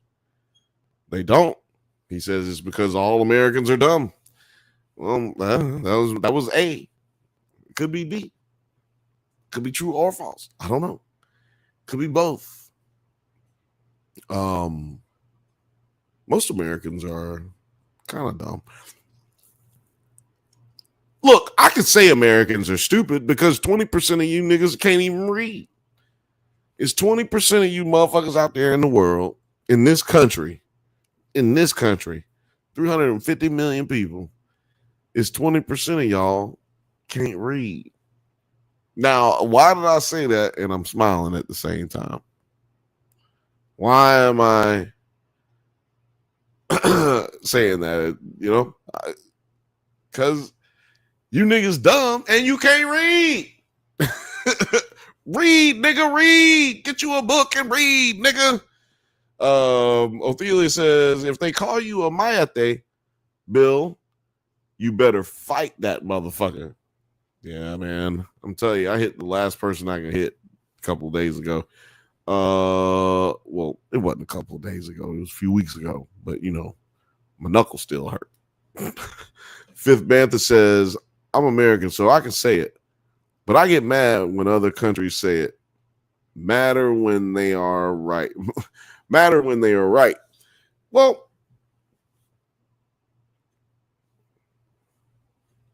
what is it matter? Is it matter? I hope you said matter like as a joke. Is matter how you should say that? Or is it more mad or even more mad or made more in what is the grammar right? I get a little frothy to check your grammar. Yeah, man, that's some crazy shit. Little Fifth Bantha says it's definitely not matter. I'm definitely high. That's what I was thinking. I was like, that's not how that goes.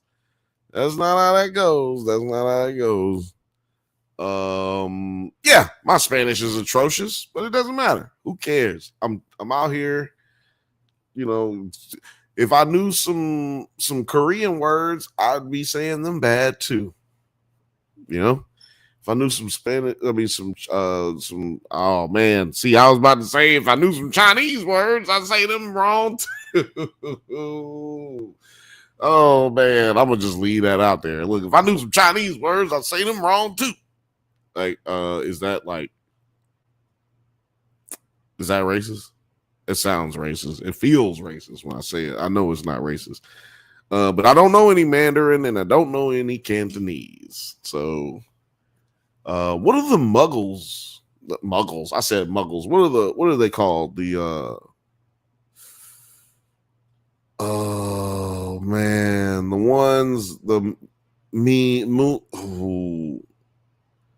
the Chinese people that like got rounded up in concentration camps in China. The Uyghurs. I think they're called. Well, I wonder what what like language they speak, because they don't speak English. They don't speak Cantonese, I don't think. And I'm pretty positive they're too far north to speak Mandarin. Anyway, Othelia says, all right, Billiam, correcting the white people English. Shout out to the Alabama public education system.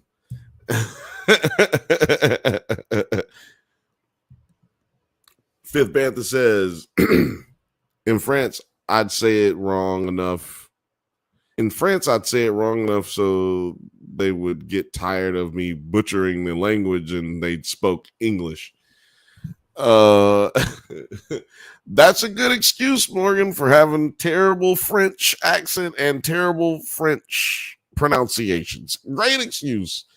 Just you butchered it on purpose until they got tired. I got you, dog. I got you. I'm here for you. I'm here for it. Fifth, Othelia says, I know all the things you're not supposed to say in French for a pleasant conversation.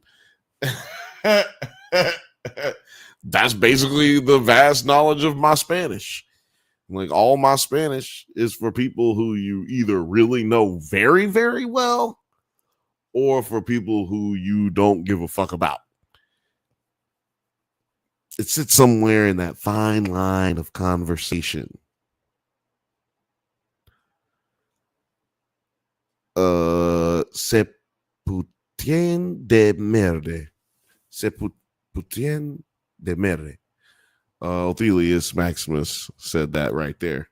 Let me know how many people I just offended around the world.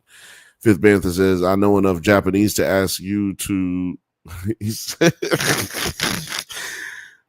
I know enough Japanese to ask you out or tell you where the subway is. I don't believe that last part. I don't believe the last part. You know enough. You said, I know enough Japanese to ask you out. I'll believe that one. Being horny, that'll take you a long ways in life. Being horny will take you to the moon, goddamn. If you know there's some pussy up there, it'll take you to the moon. I guess if you're a woman and you know there's some dick up there, or if you just like dick, if you know there's some dick on the moon, that horniness will take you to the moon. But I just don't know I just don't believe you know how to tell nobody where the subway is in motherfucking Japanese. I don't even believe it. You said it's actually the train. I don't believe that either. He said, I downloaded the app and that's as far as I got. Othelia said fifth, and the nation of Terry out here ready to spit game to Fuji. Y'all out here trying to drop Fuji draws out here, man. Y'all need to relax, dog. Actually, you know what? Fact of the matter is, I was just about to say, Fifth Bantha is actually, you're not actually off on that one, Othelius. He is like, let's go. I'm trying to get all the juice. He wanted all the juice. He wanted all the juice. He wanted all the, he wanted all, he wanted all, he wanted all, he wanted all, he wanted all the juice. Oh man. What else we got to talk about today? Oh yeah, no, I even never get through talking about Trump, man. Trumpito is now in office. He is basically threatening to do a bunch of shit. He signed a bunch of executive orders in one day. What did he sign? Like 100, 124? Nigga had to have a hand cramp. And I think he got to actually sign it too. He can't just like stamp a signature. He can't stamp a signature. You just got to actually sign it. Motherfucker definitely had a hand cramp. And also, he, like I said, but I said it at first, he has a lot of other things that haven't been done, but he's going to try to get them done. And what I would say to everybody out there, just relax. Just relax. Just relax a little bit. Let's see how things go. Not what Dave Chappelle was saying. That's not what I'm saying. I'm saying let's see how things go so that we can criticize accurately with no known prejudice to be in our words. You know what I'm saying? Like right here. Fuck Donald Trump. Othelius put FDT. That's what, yes, fuck Donald Trump. But what we got to do is we got to also say,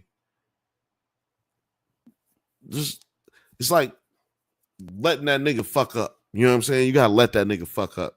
You got to let that nigga talk all the crazy shit and just, he like walking backwards and the train track is behind him and it's a train coming.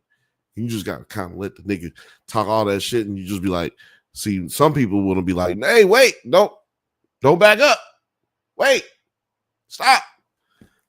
And what I would say to those people who would do those types of things, you need to say this. You just, hey, wait, stop. Can you hear me? Please stop. Don't back up. No. That's how you treat it. Because honestly,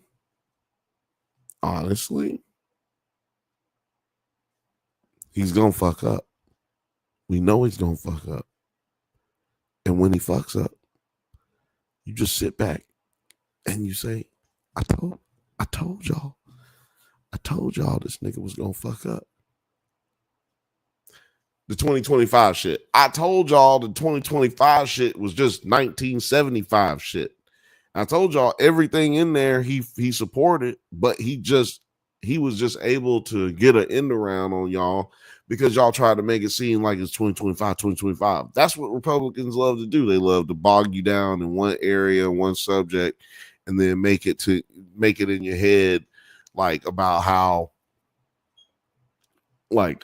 this is an existential crisis and that you need to focus all of your attention on this.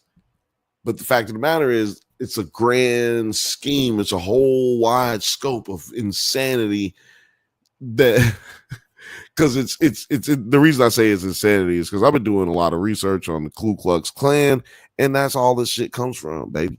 All of this shit come from the Ku Klux Klan, 100%. There's no better way for me to explain it.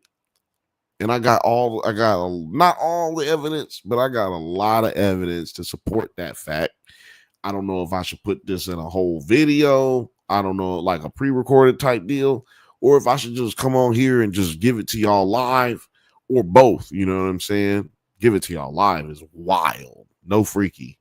Othelia said Snoop Dogg and Soldier goofy asses tap dancing for crypto. I think that all cryptocurrency is a Ponzi scheme. And now that Trump is involved in it, you should probably feel the same. Fifth Bantha has given out 5 of the Drunk Banthas channel memberships right now. It's 5 of the Drunk Banthas memberships. Please take advantage of that right there. 5 of them. 5 of them teens, man. 5 of them teens, man. We got like 6 videos coming out in the next 5 weeks. And yeah, that does include some Does It Hold Ups, but we got like 6 of them coming out. Don't forget about the Nosferatu. That one's coming out soon. I just saw it getting exported before I went live, so yeah, that's definitely coming out soon. Some things I can't tell you about because I don't know if it's actually going to happen. Well, I don't know when it's going to happen, but I do know that the Adam Sandler series is coming out soon for the Does It Hold Up Adam Sandler series. Why don't y'all like Adam Sandler movies? It's crazy.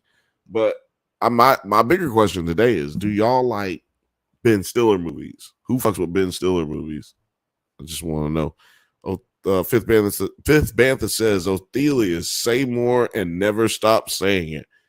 Fuck Donald Trump and fuck Snoop and Soulja Boy tap dancing for crypto. Sorry, I just can't fuck with that. Fifth Bantha says, let's just have the people believe you and not say it online. Othelia says, we're rewatching George of the Jungle for the last. How does it hold up? Sorry, he said I'm rewatching George of the Jungle for the last. Does it hold up? That movie was a fever dream.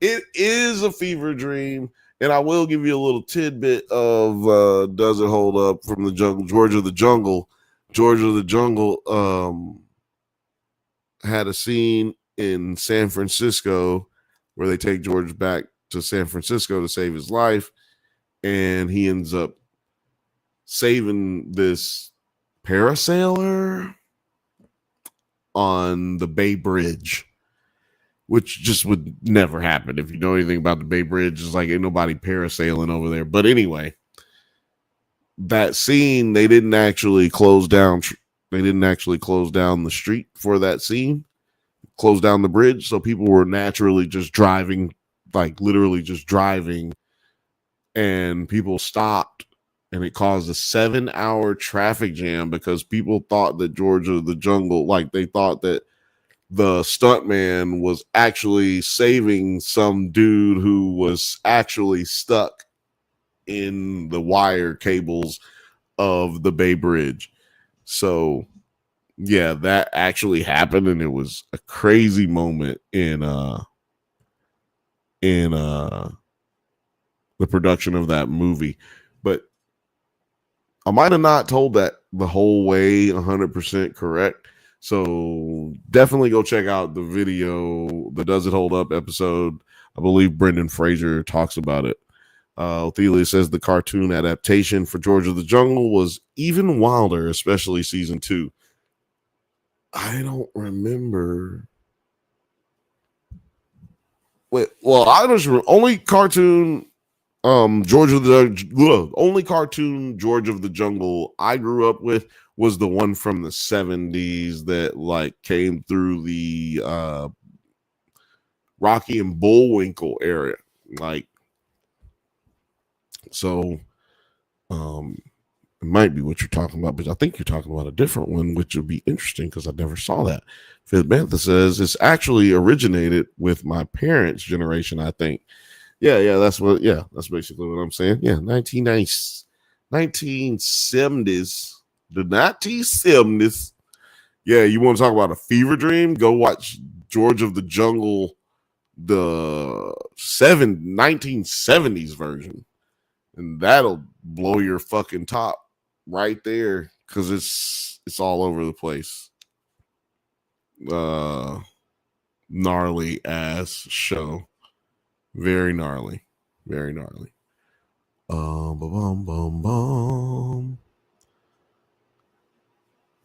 Ophelia says it was on in 2008 for like one season and came back again 10 years later, and that season was weird as fuck.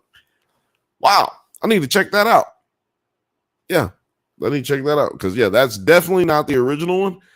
That is, well, you know, it might be an adaptation of the movie, but the movie was an adaptation of the cartoon that was in the 70s.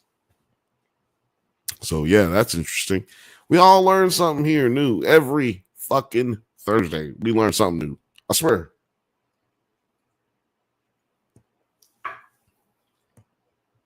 Y'all the ones who told me, man,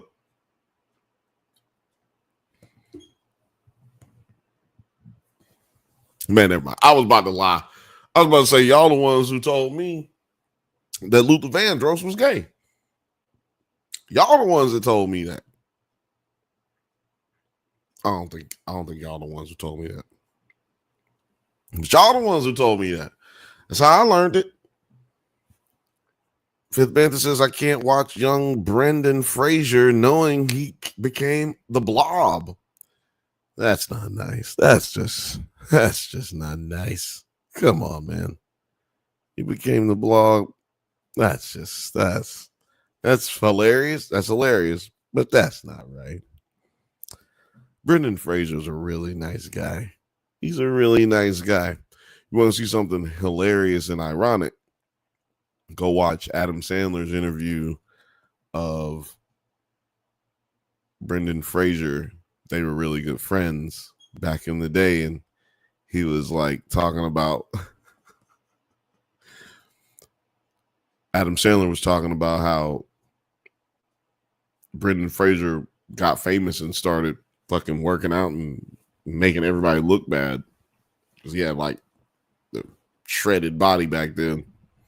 And it's ironic because clearly he's fat as fuck while he's talking to him about this. And it's just like, yo, why are you trying to embarrass this motherfucker right now? It's like, is there something here where you're just like, hey, you know, you wasn't supposed to do that. You weren't supposed to get, a beautiful body, but you're fat now. So who gives a fuck? It's like, it was one of them situations. It was pretty funny. Fifth Bantha says, I love Brendan Fraser, especially in whatever the name of the show was where he was a robot from the comics. That's that DC show on HBO. I can't remember the name of it either. So yeah. Ophelia says there was a meme of Brendan in the whale of him passing a blunt that that took me the fuck out. It's in the Discord. If y'all in here, hey, if y'all in there, go over to the Discord. Go over to the 9 Nerd Yards Discord, or go over to the Drunk Banthas Discord and hang out. They be getting it in over there. I am a terrible person and don't ever be in there hardly, but I'm trying to rectify that. I'm trying to be a better internet person, man. I'm like a antisocial person. You know what I'm saying? I'll be like social, but I'm like distant. And like social media is no different. I'm like social, but I'm distant because if it don't like deal with like me having to like make money or like it's some kind of work or some kind of being productive, and it's hard for me to really like focus and give it a lot of attention. That's why I'm not a Tumblr guy. I'm not a Reddit guy. I'm not a Discord guy necessarily, but like I am trying to get better with that. We do have our Discord connected to the Xbox. So what I'm trying to do is get the Xbox stuff going so that we can all connect on that other level. You know what I'm saying? That level where I'll be whooping your ass, nigga. Dropping that elbow on you. You know what I'm talking about? I will play anybody in Madden, and I will do the Shannon Sharp voice the entire time while I'm doing my Madden beat down on whoever is out there. And then anyone who's watching, I'm anybody who's watching, y'all can get that good entertainment when we start that up. Ophelia says, Bill said, fuck social network. So fuck social networking. I'm trying to work some money into this net. Fuck social network. I'm trying to work some money into this net. That's right. I got a net and I drop it in the ocean. I come back with bread. You heard? I drop a net in the ocean and I come back with bread. Not soggy. Because I'm trying to get fed. Should have came up with a better rhyme instead. Man, I don't really have anything else to talk about. Let's see here. I hope I didn't make you mad, Frothy. It was just a joke. I tell the joke to everybody. I hope you're not mad.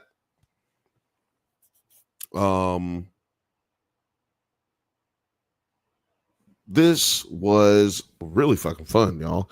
And don't forget, we're gonna come back and I'm gonna finish up talking about these weird ass white people who keep adopting kids from different countries for whatever reason. I am going to keep talking about this because the new episode comes on.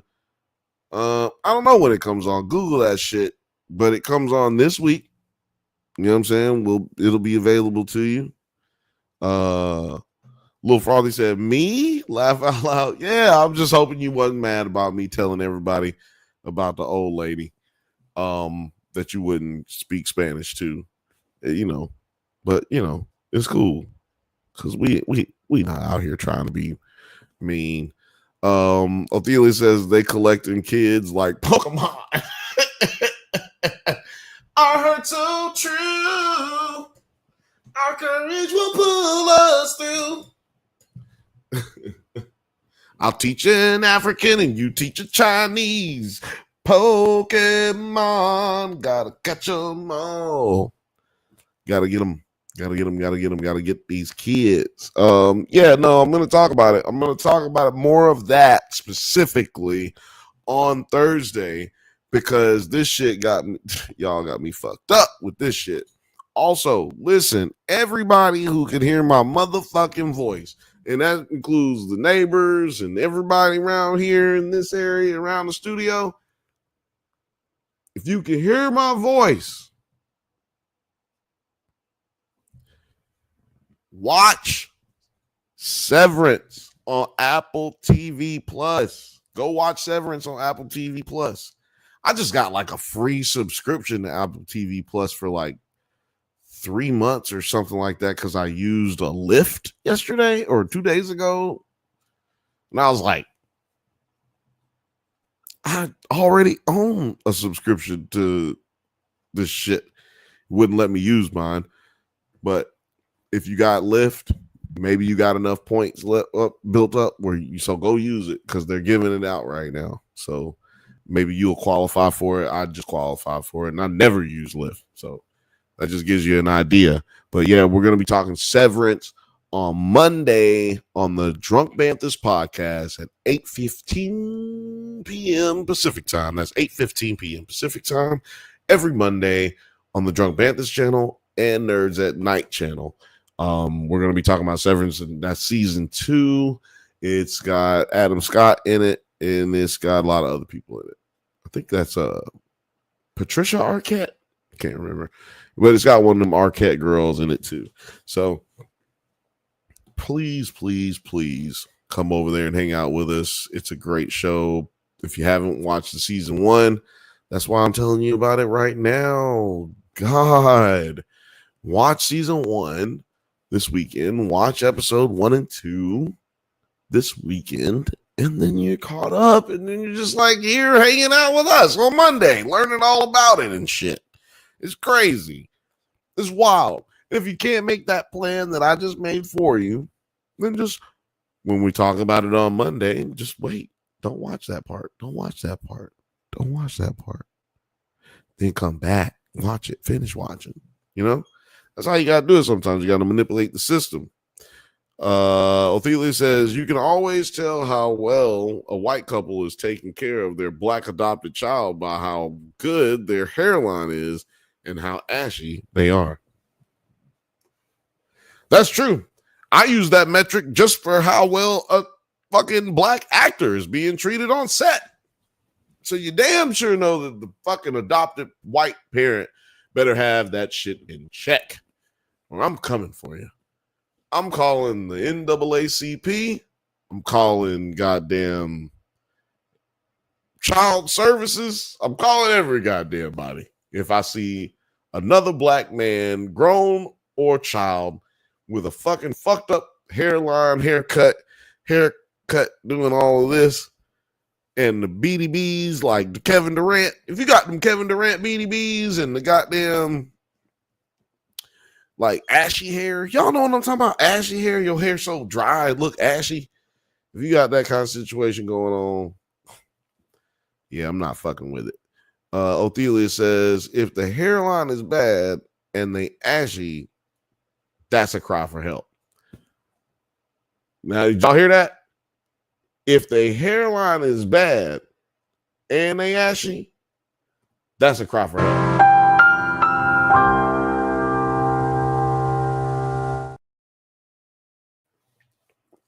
I can't believe NBC don't give a shit about us doing that. Who knows? Maybe this is the day they give a shit. But as of right now, they don't. Yeah, man. The more you know. Shit, man. Shit. It's crazy. But yeah, man. For all you members, man, I really apologize for the lack of content recently. But please bear with us.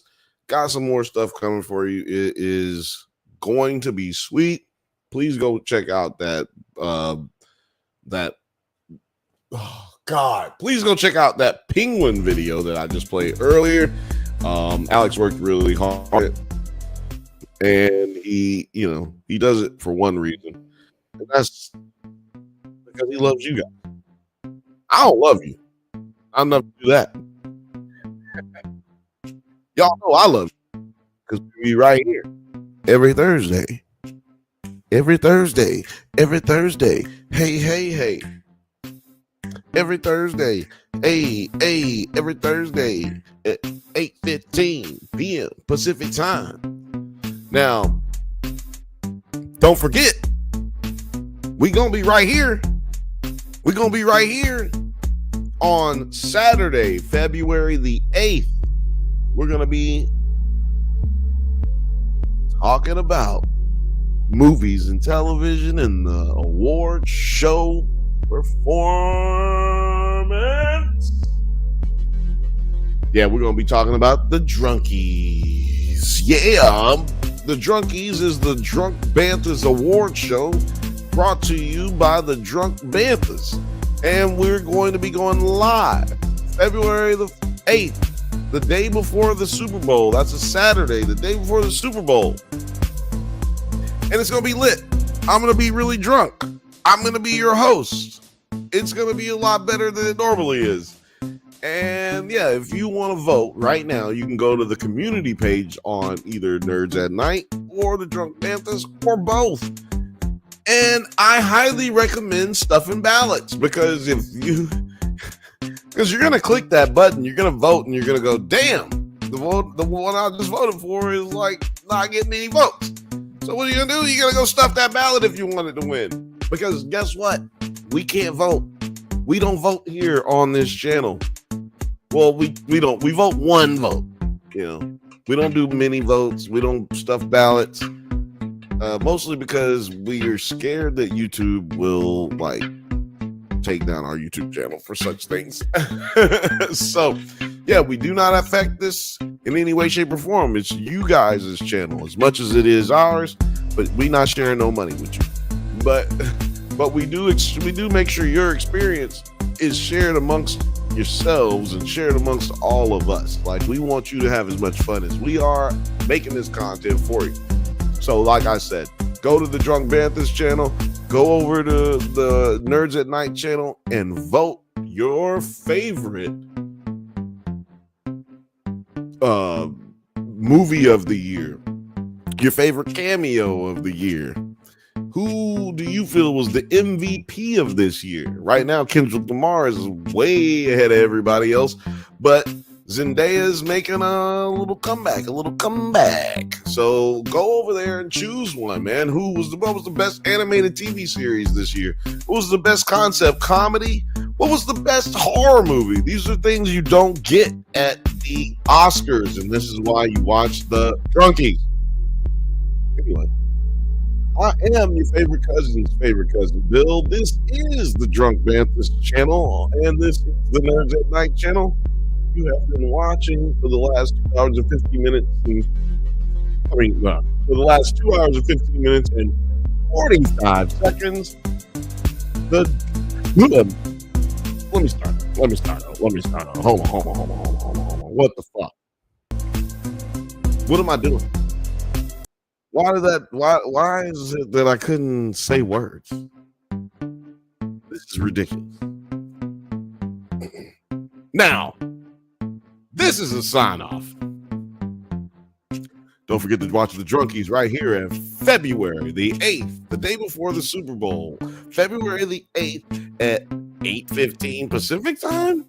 We'll be right here with the Drunkies Award Show, and you better fucking vote, you stanky bitch, you.